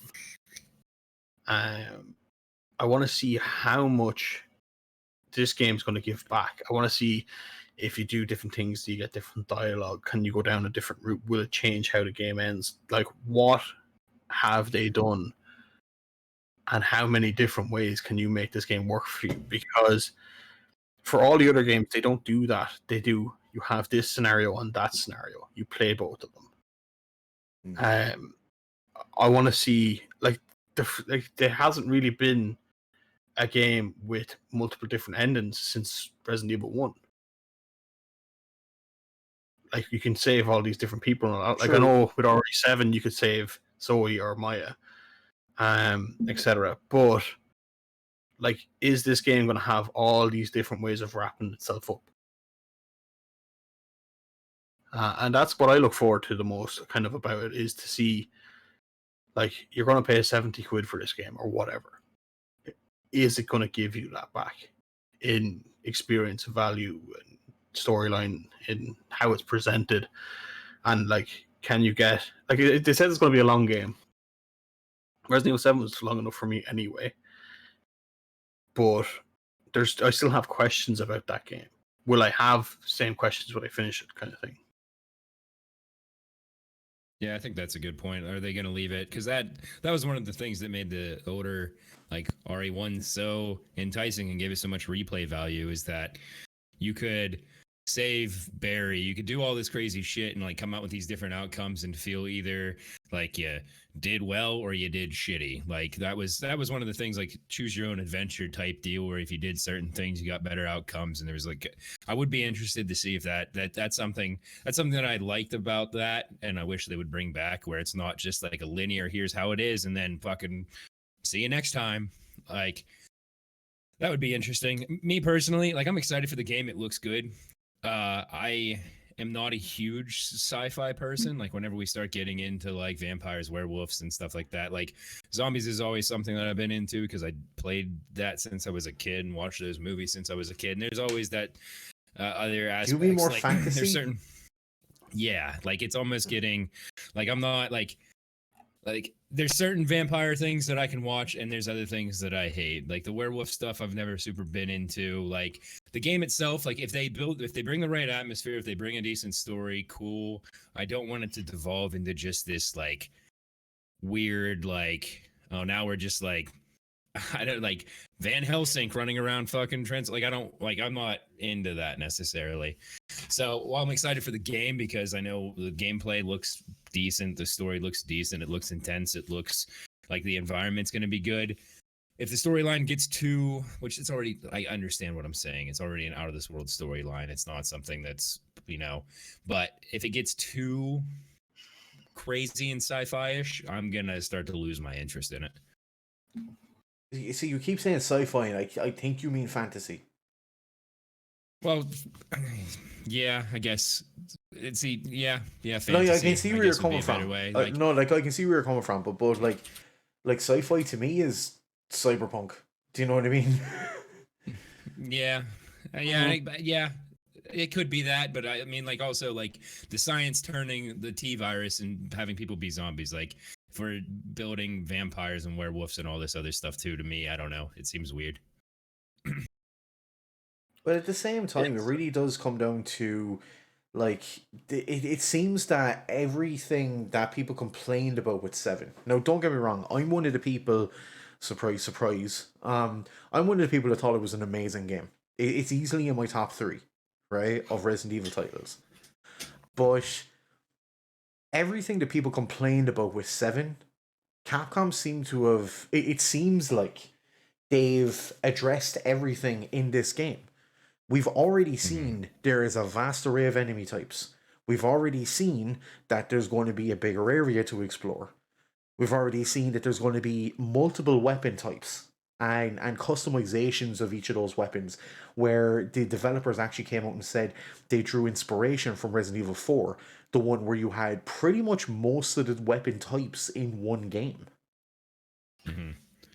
What I actually think is brilliant about the whole thing, and it's just a weird kind of segue in a sense, is that every single one of us have a positive reaction to like how we think about this game as it comes. But every single one of us are excited about it for different reasons, and that doesn't really happen with game series. Yeah. Well, I'm gonna turn that on its head, right? Sorry, I'm gonna turn it on its head right now. I'm gonna say something I'm looking forward to, and the two of you are going to tell me you're going to kick me out of the call. I can't wait to have a couple of games of Reverse. I would like to have a couple games of Reverse too, but that's all you're gonna get is a couple games. No, I played the beta, and I found it very fun. It's not your big, Resident Evil horror fucking, you're not going to be shitting yourself as you turn a corner because Nemesis is barreling down the road at you. It's not that. But it's very akin to, and I've said this since the day we saw it announced, and I confirmed it on the beta. It's basically Heroes mode from Resident Evil Operation Raccoon City, which was Operation Raccoon City's most enjoyed multiplayer mode, other than the campaign, of course. No, I'm not gonna even like. All I care about is like I don't. Reverse, or I'm going to call it like that. I think Capcom owes money for using and something else, by the way. But no, I think it looks like it looks like a bunch of fun and whatever else. I don't care as long as it doesn't take away from the game. They can do whatever they want. Just don't waste assets, time, or money that is supposed to be for RE8. If you're saying that compared to RE3 or Resistance, you couldn't be more wrong. Because that was 2 separate teams. Yeah, but I mean that doesn't excuse having 2 shit titles coming at the same time. But my point is they didn't. My point though is the fact that they didn't interrupt each other. It's but that's like their excuse for saying, that like, oh, this wasn't great, but we released 2 things together, so you should be happy that you got 2 things. Mm-hmm. I'm not happy if we got 2 things if the thing I'm actually want is shit. No, I know what you mean. It's not. It's at the end of the day, it's not my style of multiplayer shooter. Like, It's not like that's not that I think it's going to be bad necessarily if that's the type of thing that you're into. Like Ken, I know that's you love like Operation Raccoon City and stuff, and I enjoy it to a certain extent too, the co-op portion of it and like the gunplay and all that. But like the actual multiplayer, like competitive side of it, like the deathmatch ish side, that's See, just not they're my type of trying to play. bring back I'm, the old I'm feeling of gonna it. Like they I'm like gonna the, put out on that comment. If anyone ever wants to see the happiest you'll ever see Clouded Rage, uh, in our clips down there somewhere is him playing Left 4 Dead 2 RE2 mod. And if you just watch that entire section, it is the happiest I've ever seen him. And he's playing a multiplayer game, which is a pull from a game from 1999. that he needs to That's 1998. speed run. co-op. That's co-op. That is That co-op. that's the difference. Like if I'm competitively going against somebody, that's not my type of shooter. If it's co-op or story mode, like dude, I fucking run Wanted and play Rico and like I love like janky first person and third person shooters. Like I love like that type of gameplay I enjoy. If it's a multiplayer side of things where like I'm going against another person and like we're shooting like it's just not my style. Like my competitive multiplayer has always been more in the realms of like realism. Like I don't like Overwatch. I don't like that type of More like Call of cartoony Duty shit. and Like Battlefield kind of thing. yeah, like that's always been like Tarkov. I love like Escape from Tarkov. I'm a huge fan of like PlayerUnknown Battlegrounds. I was a fan of like Call of Duty. I'm a fan of like that's my type of multiplayer shooting It's environment. Unreal Tournament or nothing. Okay. See, and I do like arena shooters, but that's also a competitive. That's a more competitive based thing. This is to me like it's something that I'll do one off with the team every once in a while, and like I'm sure I'll enjoy it to a certain extent, but I'm not going to sink a bunch of time into it just because it's not my style of play. No, I understand it, but that's what I'm saying as well. Like, don't give me something I don't want to cover up for not making what I do want to its full potential. Yeah, and That's, I mean, simple. in the same vein, that's like Outbreak would have been awesome for me because that's a co-op environment, co-op experience. Like that would have Honestly, been I awesome thought in we this were going style to of get it. game. I would have been stoked about it. But the I thought we were going multiplayer to get it. I competitive thought this was shooter, going to be the year that we got Outbreak Returns. yeah, I think a lot of No, people did. And I think that's another reason that Reverse is getting so much backlash. I think if people weren't in such anticipation for Outbreak and they had released this, I think there would be a much warmer reception to it. But since so many people had their hearts set on Outbreak in the Resident Evil community and they didn't release Outbreak, everybody just kind of shits on it before it's even around. I think the worst thing about Reverse is they just did Resistance. And, like, Yeah. they're not that they're the same game, but they're very, like, the premise is kind of similar to the point where, like, you're just using the same characters. Like, obviously, I know in Resistance you don't use, like, fucking Leon and shit like that. But I just feel like they're too similar a game to have released 1 year after the other. If they had gone down the route and they had given us something like an Outbreak, or if they just said, okay, we're just doing Resident Evil 8 this year, I would be a happier person and a more optimistic person. Don't get me wrong, game looks great. Can't wait to play it. Gonna play the shit out of it. But I swear to God, if anything is wrong with that game, I'm blaming Reverse.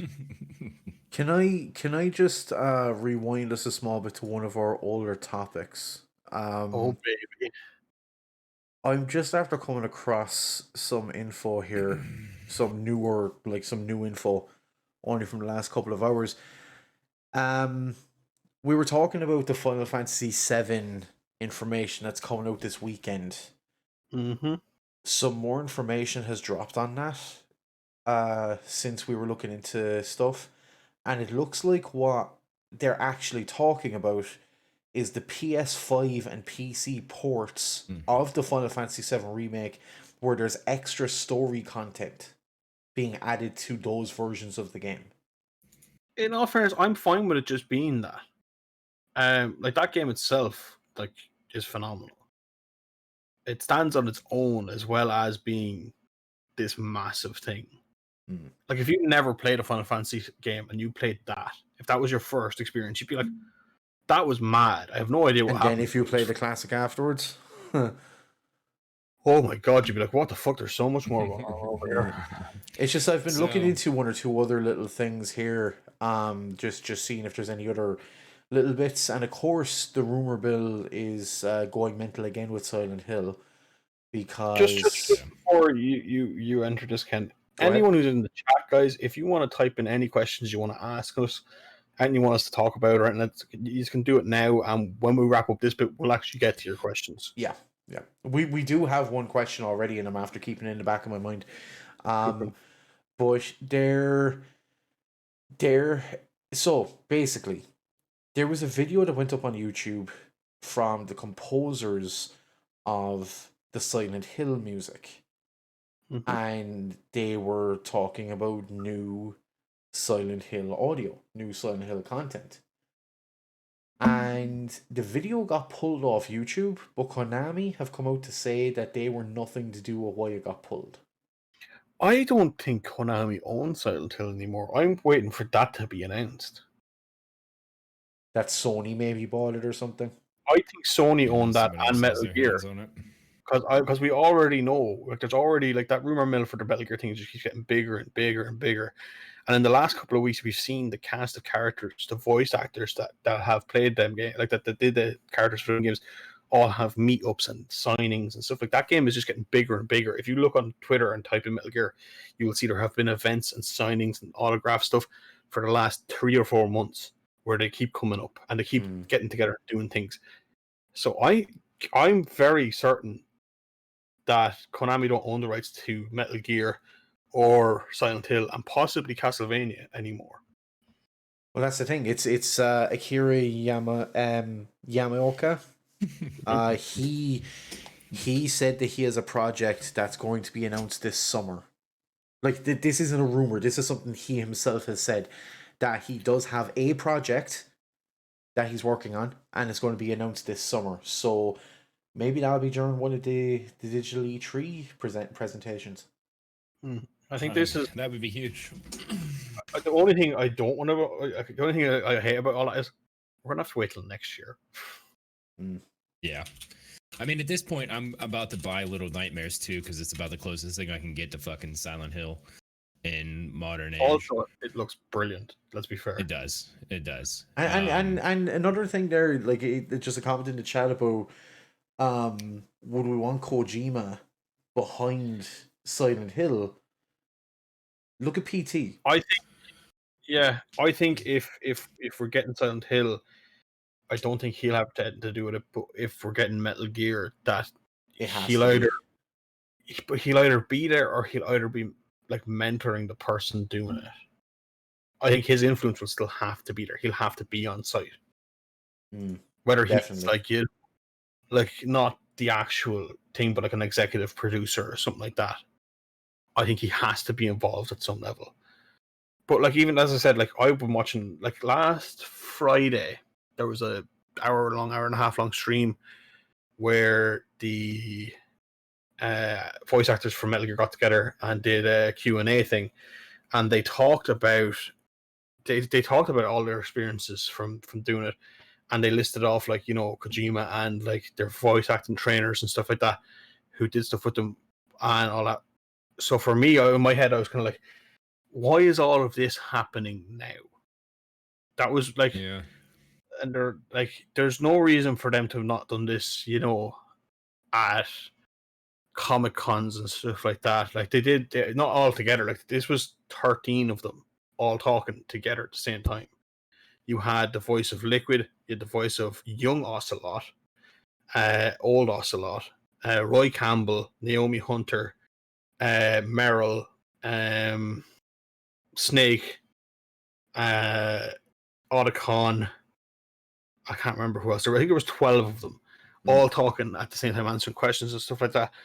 And the question that never came up was about there being a remake or anything like that, and them having jobs or anything like that.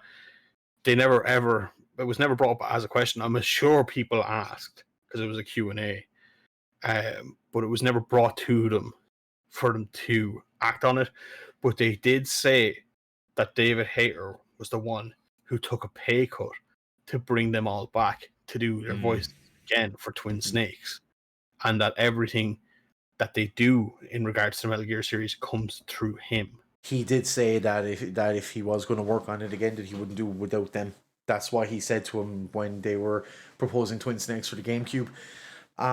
One final little tidbit of information here before we start talking about questions that have been said in chat. And this, I know we're going to get probably a very positive reaction from Missy and a very negative reaction from Kyo if the two of them are around. This is a little bit of a two-parter.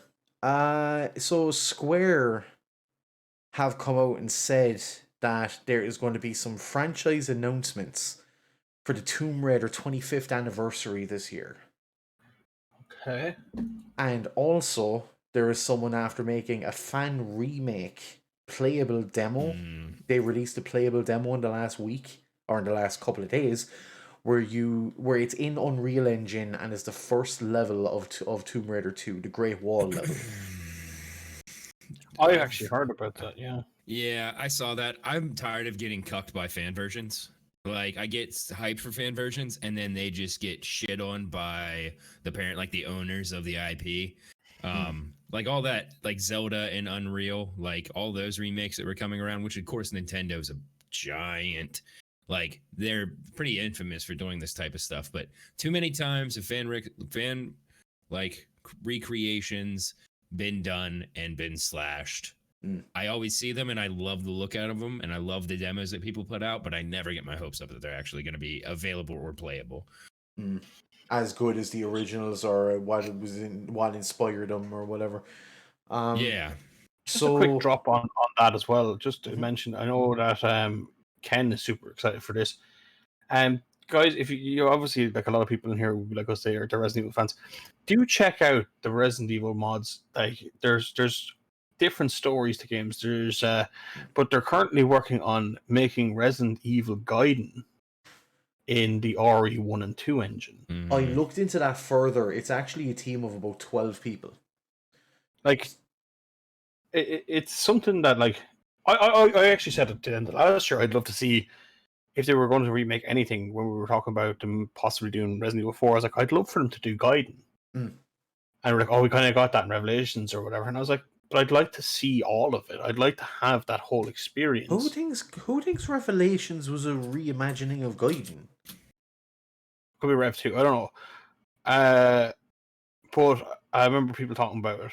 And for me, like, it's not... Nothing says, like, you know, Gaiden, like Gaiden.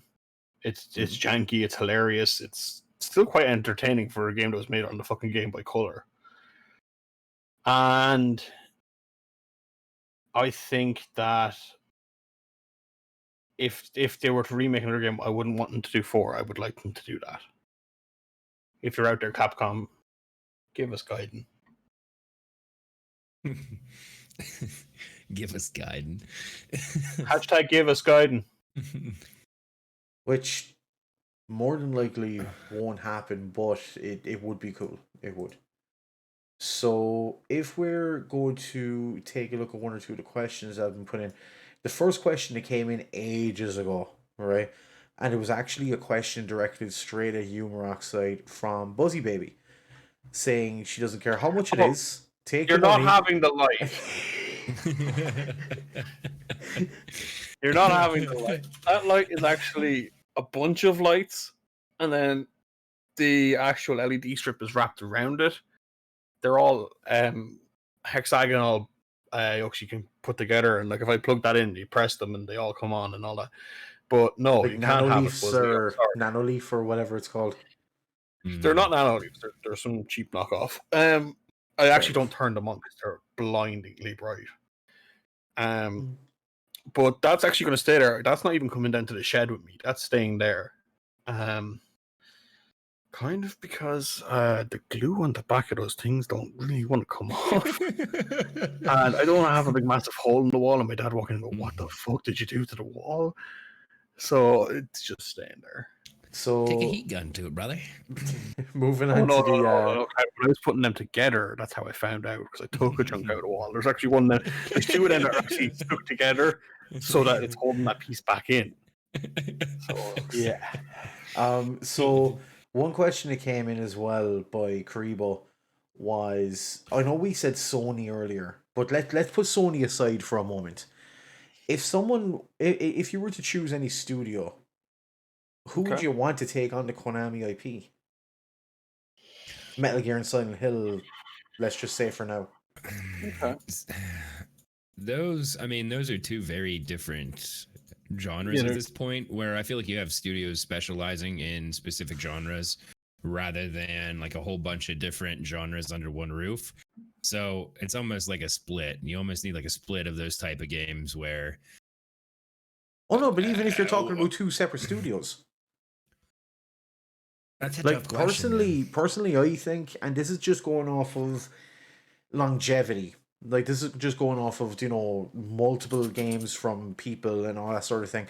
I'd like, if anyone's going to take on the Silent Hill IP, I'm going to get hate for this. I'd like Capcom to take a crack Oh, at I it. knew you were going to say it. Yeah, I knew that was Dig coming. yourself a And hole. Metal Gear, whichever team is behind the Tom Clancy series. That's Ubisoft. Okay, Yeah, then I Ubisoft. honestly, and I thought Ubisoft initially on the Metal Gear series, just because they do a lot of stealth. They do a lot of, like, the AC games are stealth, the Splinter Cell games are stealth. Like they've been in that market for a long time, and despite the fact that a lot of people seem to give them hate and see them as a shitty company, I would see that as being a good move. For that type of that you to get that stealth in there and have it not turn into like some super actiony shit. I think that they would be good because like Splinter, what Ubisoft made.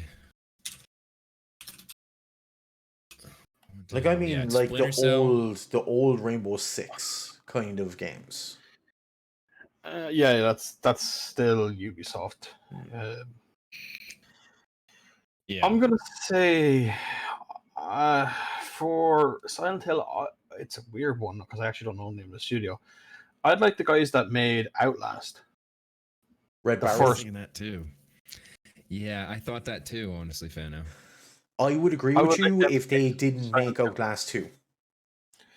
but we obviously don't know what's coming for the next one. But I think with Silent Hill comes a plan and a story. I think they didn't have a plan going into their second game, and that might have been the downfall of Outlast 2. No, the downfall of Outlast 2 was the fact that they got Or someone big or behind them. or here's one for you. Don't know if anyone would have thought of this, and maybe both of them. Valve, Why? man, look at how, like Half-Life, and look at like just the absolute innovation in that team. I Yes, but think I've never seen them take on something that's atmospheric horror. Yeah, that's a tough but one. they're the king of big environments. Okay. Um, Okay, but still, I trust them more with a Resident Evil knockoff rather than a Silent Hill one. I don't know because I look at Portal and stuff. I don't like that kind of like with Portal. It's more about riddles and puzzles and getting into your head. I think Silent Hill kind of and the way they did Portal and stuff like that, those kind of things where it's more puzzle orientated. I think they'd get that part of Silent Hill down to a T, where you're constantly thinking and they're trying to screw with your head. Maybe not so much on the suspense or anything like that, but I do think that they obviously I said Outlast first. I'm still going to stick with that. But I don't think that Valve would do the worst job. I think they'd do a better job with Silent Hill than Capcom would. Yeah, I mean, their Capcom storytelling are is gonna try and pretty. make a Their Resident Evil. storytelling is pretty like famous. I mean, yeah, I could see that too. I Capcom would be an iffy thing for me, just because they already have a game that is in that space. Like, Not so, like I said earlier, like games like, yeah, you have horror genres and stuff. They have a game that is a direct comparison to something like that, where it was always like the counterpart to their games. And That would this is make me another nervous them having their left hands on it. field, by the way, but for Metal Gear, and like this is just because of the way that Metal Gear has gone with 5. I'm gonna take that as an example. If they were to continue on a franchise with it, I would like to see From Software take it. Could see that. Yeah. If they could grow, if they could work on some form of a stealth engine, then yeah, that could work. Yeah, I think now the only thing about From Software taking Metal Gear is it wouldn't be as well. I suppose it's a good thing as well. It wouldn't be as like cutscene driven. It would be more finding the story out for yourself more than the See, game and trying to lead you along and take I your want hand. that. Yep, I want that more than anything with that series. It should be like the first game, like despite the codec calls, there was a lot of things like later on in the series they got so cinematically. It was an interactive movie at certain parts.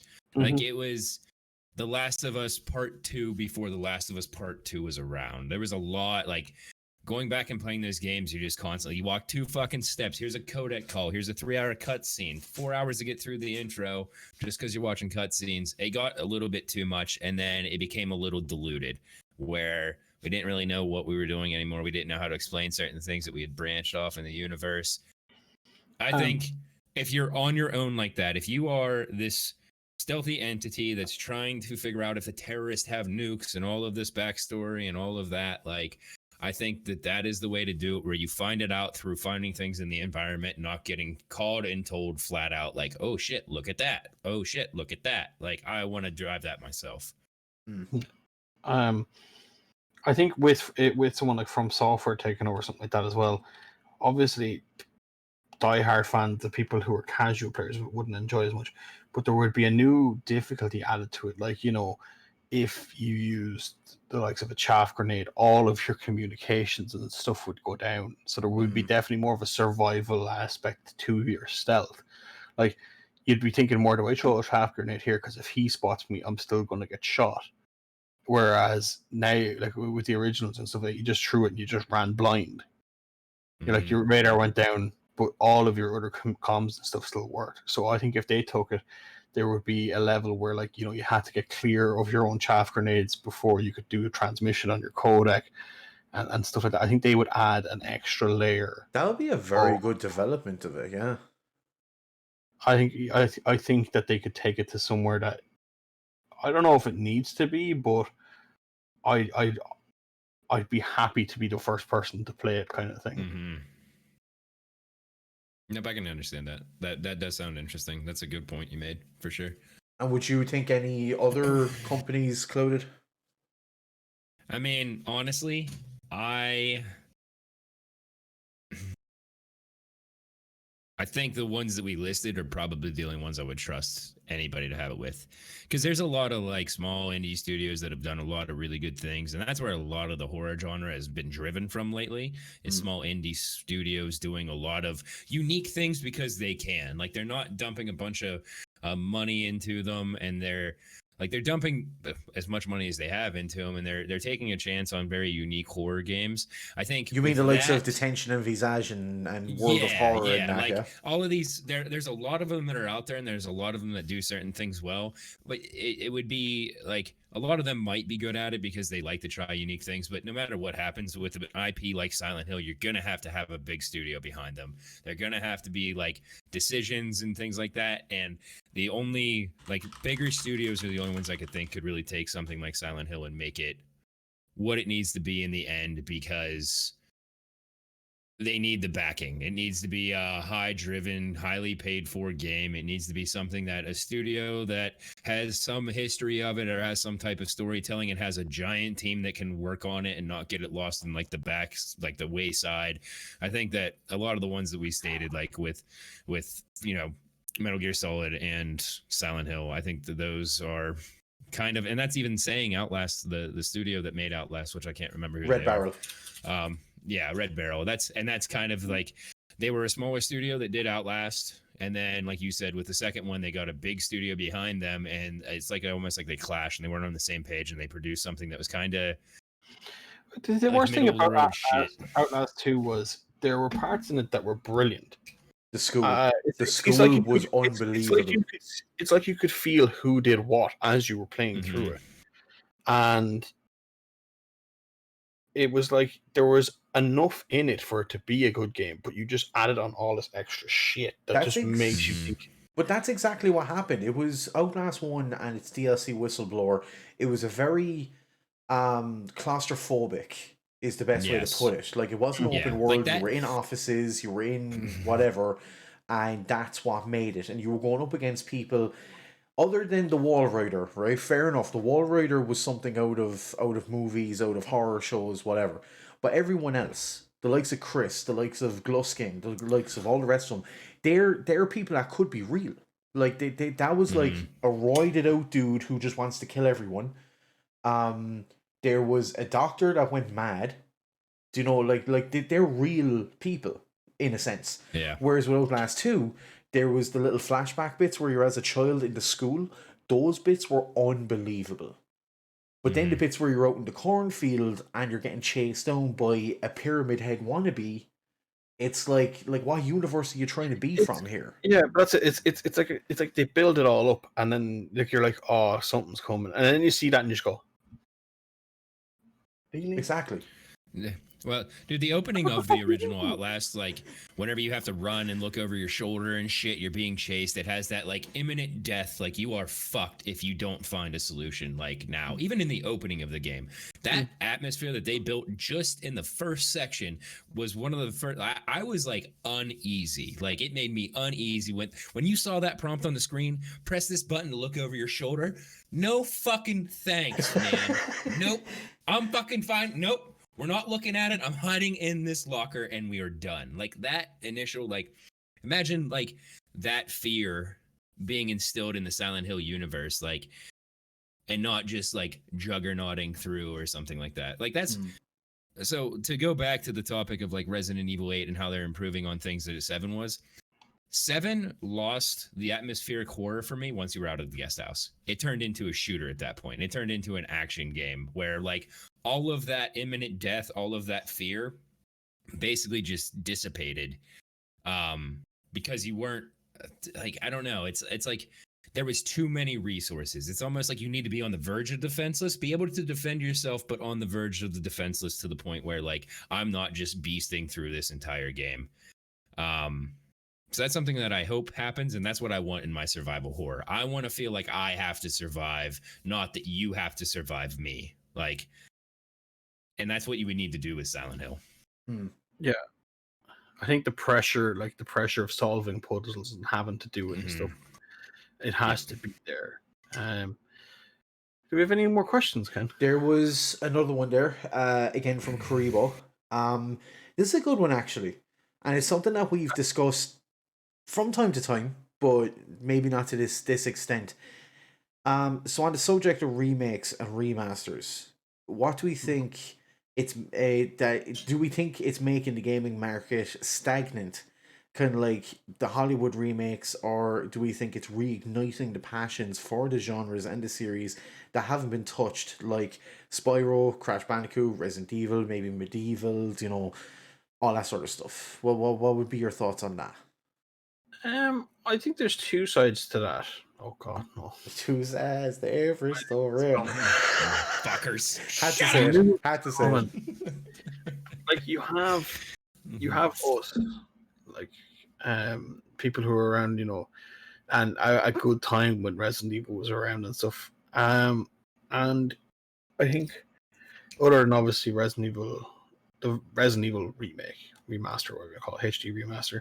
Other than that, you can't really give the younger generation the experience of the older Resident Evil games, simply because they wouldn't play them, because a lot of younger people base everything off of graphics and how they look. Shout out to Little Marman who won't play games that look terrible. But I think for us, it's a way of saying, well, I remember doing that when it looked like that. But see, I think there's some sort of like nostalgia of being able to pass on that experience and like talk about the same things. Like, say for instance, yourself, Ken, you played the Crash Bandicoot series as a kid. You have a little girl who can play them now, and you can still say to her, "Oh, jeez, I remember doing that when I was a kid. That was actually harder when I did it because there was no such thing as proper boundaries with pixels." I think that side to it is probably invaluable, and I think that's one of the big things that these companies who are making these games are playing on. Is it's a way to say, remember this when you were a kid, now show your kid it, but with this new like touch of paint. See, I'm just glad that on that point, I'm just glad that I didn't wait around for something like that. And like when Naomi was 4, she was able to completely clear Sonic 1 and 2. Next on the list is Earthworm Jim. Do you know what I mean? Yeah, exactly. But even at that, like even when it comes to Sonic, we have Sonic Mania, which is a great way of showing people without so much of the janky kind of Sega controllers, how these games were played. It's pretty much 1-to-1 to what it was on the Mega Drive or Genesis, where depending on where you were from. It's just prettier. Like I always think that these I don't think that the companies they're definitely not trying to devalue the classics. But and like honestly, I don't think they do, because everything has to evolve or be different. Like we were talking about earlier, you can't put Skyrim on a set of consoles again and expect it to be the same as it was back in 2013 or whatever. There's no point in say having, if you had a kid in the last 10 years and said, "Oh, I played this before you were born," but like it looks the exact same, it plays the exact same. I'm already bored of watching. Oh, by the way, it's coming out next month on the PS7 or whatever at that stage. Like, yeah.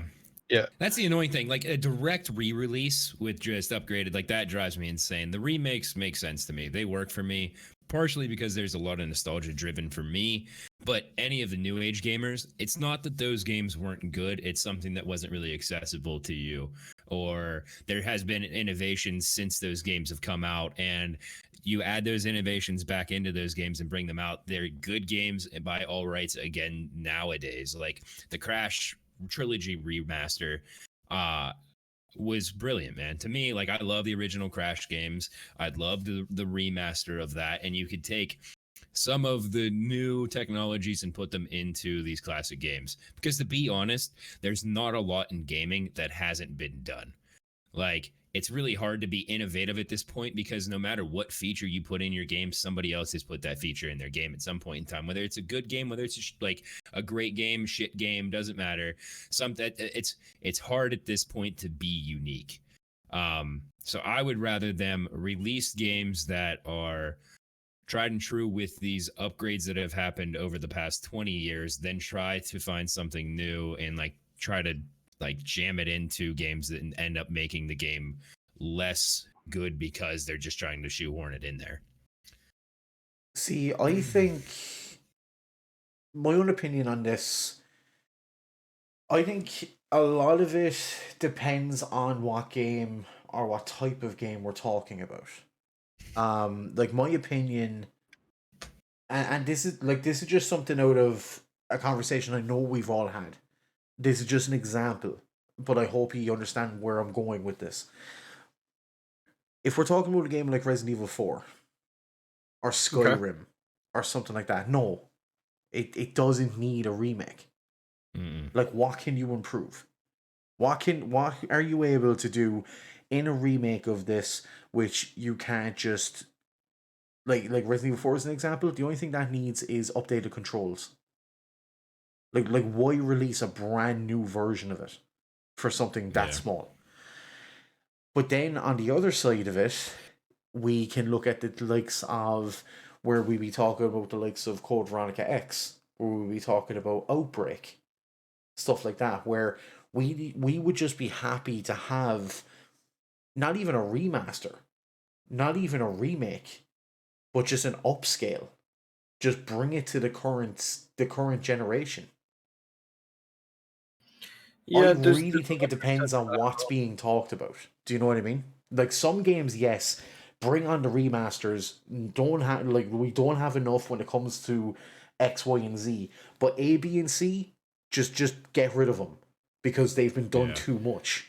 Do you know what I mean? Yeah, and at that point, like if you start doing Skyrim and all those things as remasters, it looks like a cash grab because you're still releasing them. Like, what was the last version of Resident Evil 4 re-released? Like, it's not that long ago. PS4. No, the Switch. No. Is 4 on the Switch?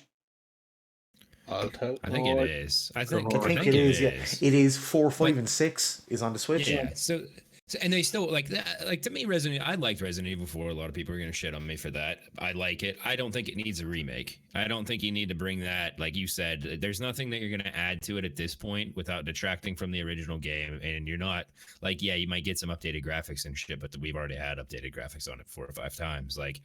And there's community projects which bring like 4K graphics into it. Yeah, exactly. I can mod these games and get the same result. Like if I want to play like Skyrim with updated graphics, fucking believe me, I can play Skyrim with updated graphics. I don't need Bethesda to be like, here you go. Like I can obtain that. That's an attainable. Another $70, please. Yeah, exactly. But there's older games that make sense to me because like there's some things that need updates in their stories, like re-releasing like the original, like remaking Resident Evils made sense to me because you had lore in your time frame that didn't make sense anymore. You went off the rails with it a little bit. You needed to update it and bring it back, and those made sense to me. You might have fucked up one of them, but it worked. I liked it. Here's one that none of us have talked about, and I actually played it. I played the original, I played the remake, and it makes sense definitely in this scenario. I don't know if anyone actually has played it. Secret of Mana, maybe not. Heard of it, but never played it. I've heard of it. Yeah. Originally, it was obviously a game in Japan, and it was released over here on the SNES, but it wasn't translated the best. So to kind of upscale that in the same way that, Link to the Past has been done, I also see that as an okay reason to do it. And what they did was they translated it properly and had voice actors do the lines properly and everything. That's a great reason to bring back a game from like anything from that kind of era anyway, from like the Sega Mega Drive, the SNES, probably up as far as the PS1. Anything where that kind of it's nearly like just polygons. There's no polish to it. Anything after that, you can leave. I think. I think anything up to the point where, like the PS2 or anything like that, like, and I say that, and I would love to see Dirge of Cerberus be remade, but it's not going to happen. And if it does happen, I'm probably not going to be happy with how it comes out.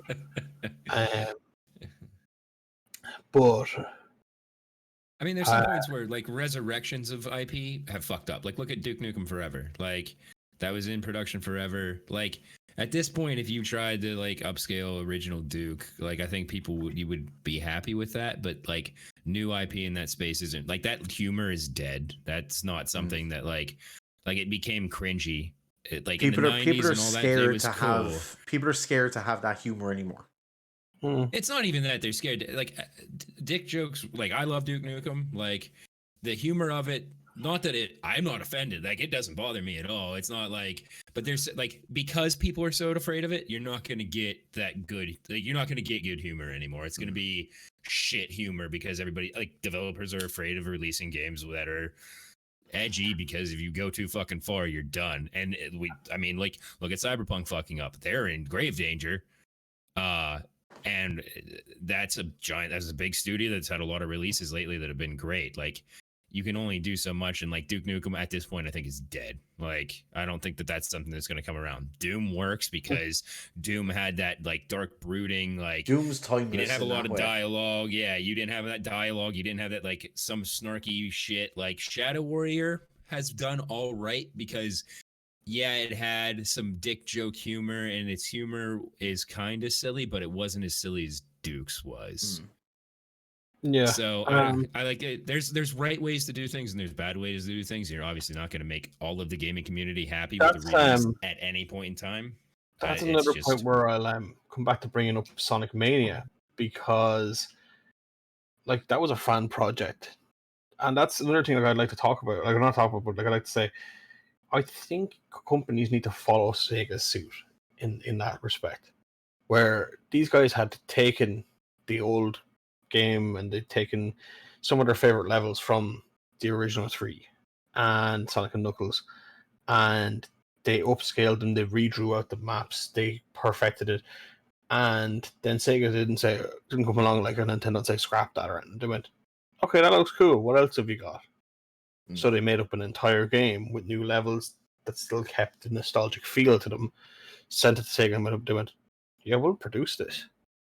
This is good enough to be a title, what you want to call it. Mm-hmm. So one thing I do want to bring up before we start wrapping up as well is one little tradition that I'm not going to break, which is something that we've done on every podcast so far, is when I put Fano on the spot to get him to agree to something. So we've done Couch Potatoes with another game which can fit into what we're talking about right now, Streets of Rage 4. Which was like a really good shout back to the first 3 games back on the Mega Drive and everything. Yeah, there you go. But another game which fell off the radar for a lot of people, which got remade, got re-released, and most people have it because it was a free Twitch games with Amazon Prime, whatever, Prime Gaming, whatever they want to call it now. But it was monthly games you could bring out. Toe Jam and Earl Back in the Groove.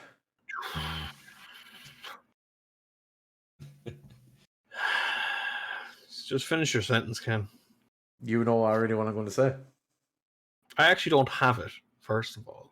Damn it. We'll see about that. Taking donations?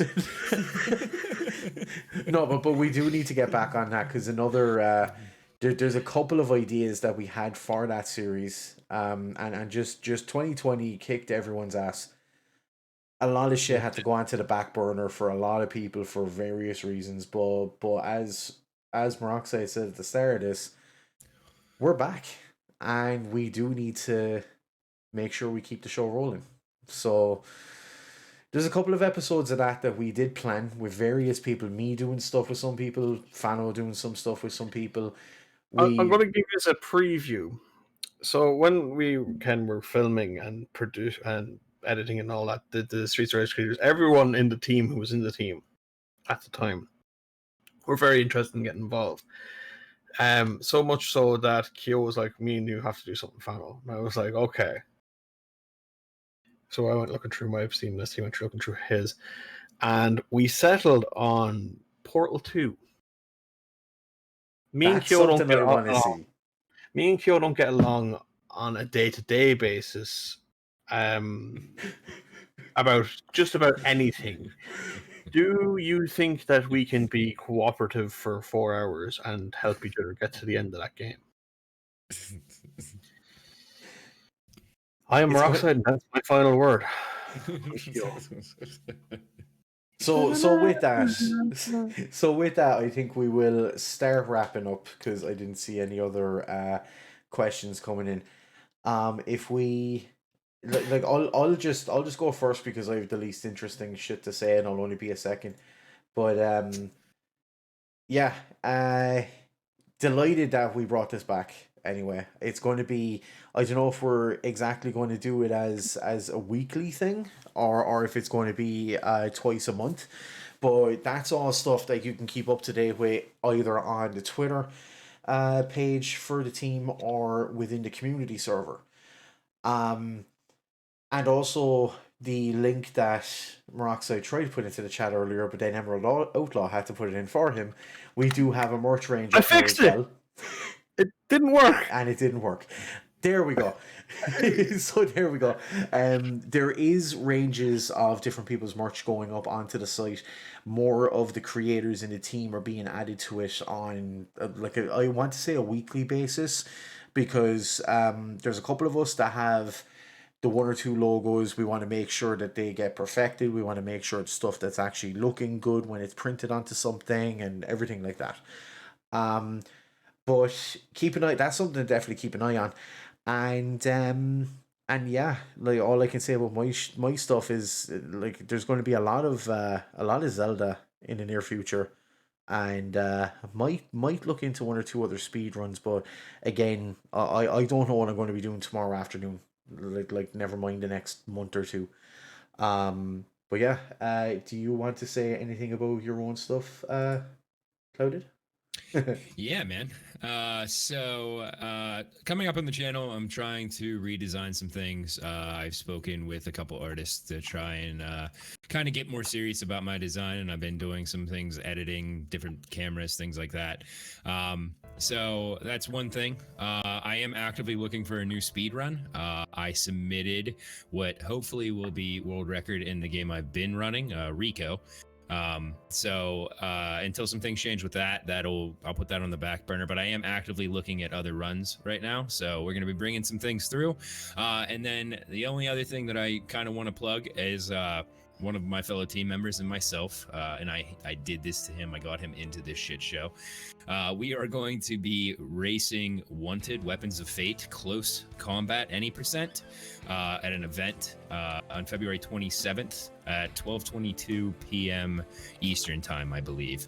So it's going to be a three-way race between Vox guys and myself and another, and it's going to be brutal because that is a very brutal category on a very brutal game. So if you would like to check that out, that would be great, and then swing by the channel to figure out what the new run is. So yeah.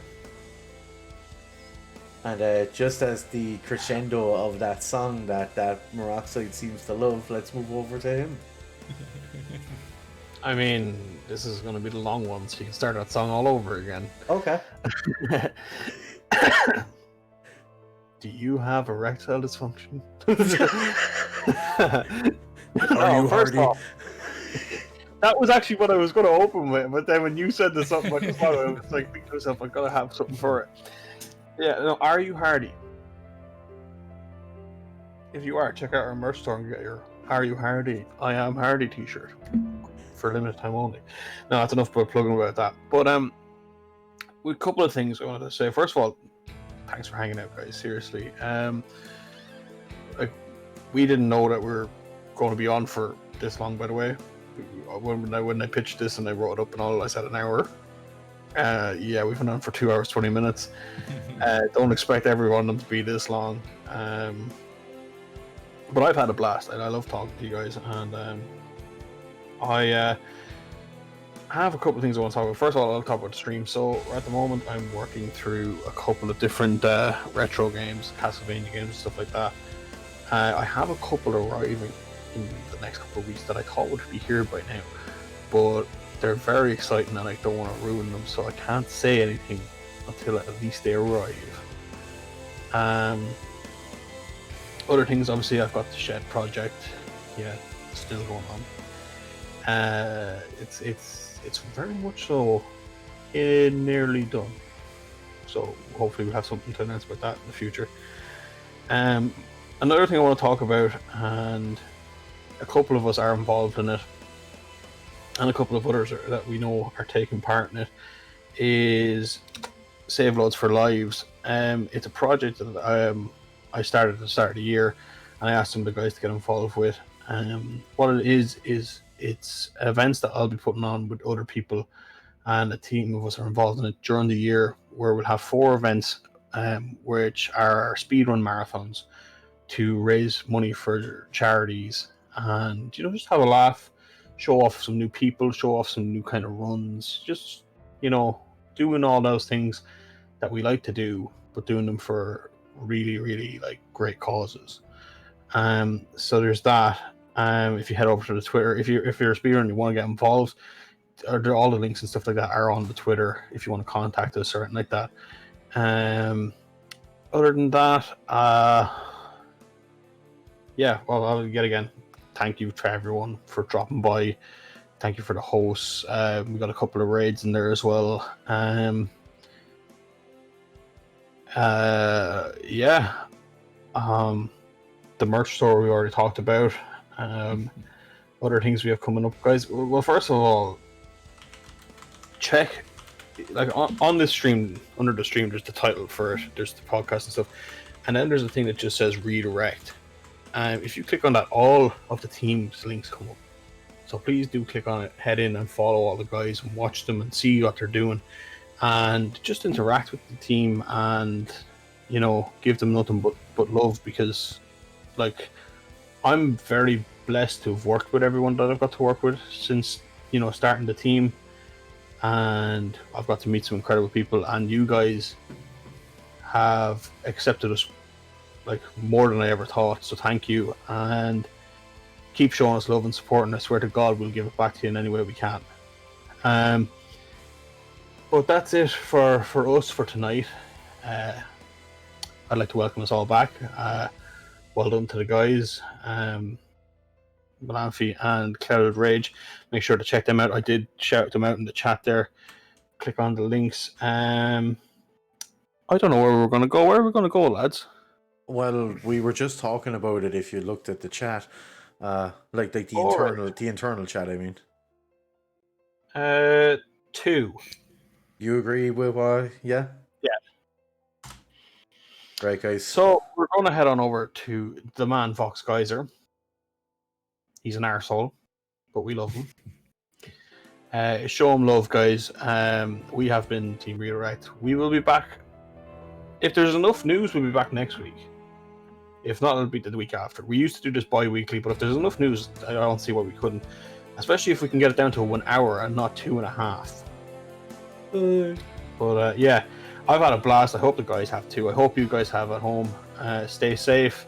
Take care of yourselves, guys. We're Team Redirect. And we're going to see you later. Have a good night. Peace. Thanks very much, guys. Thanks, everyone.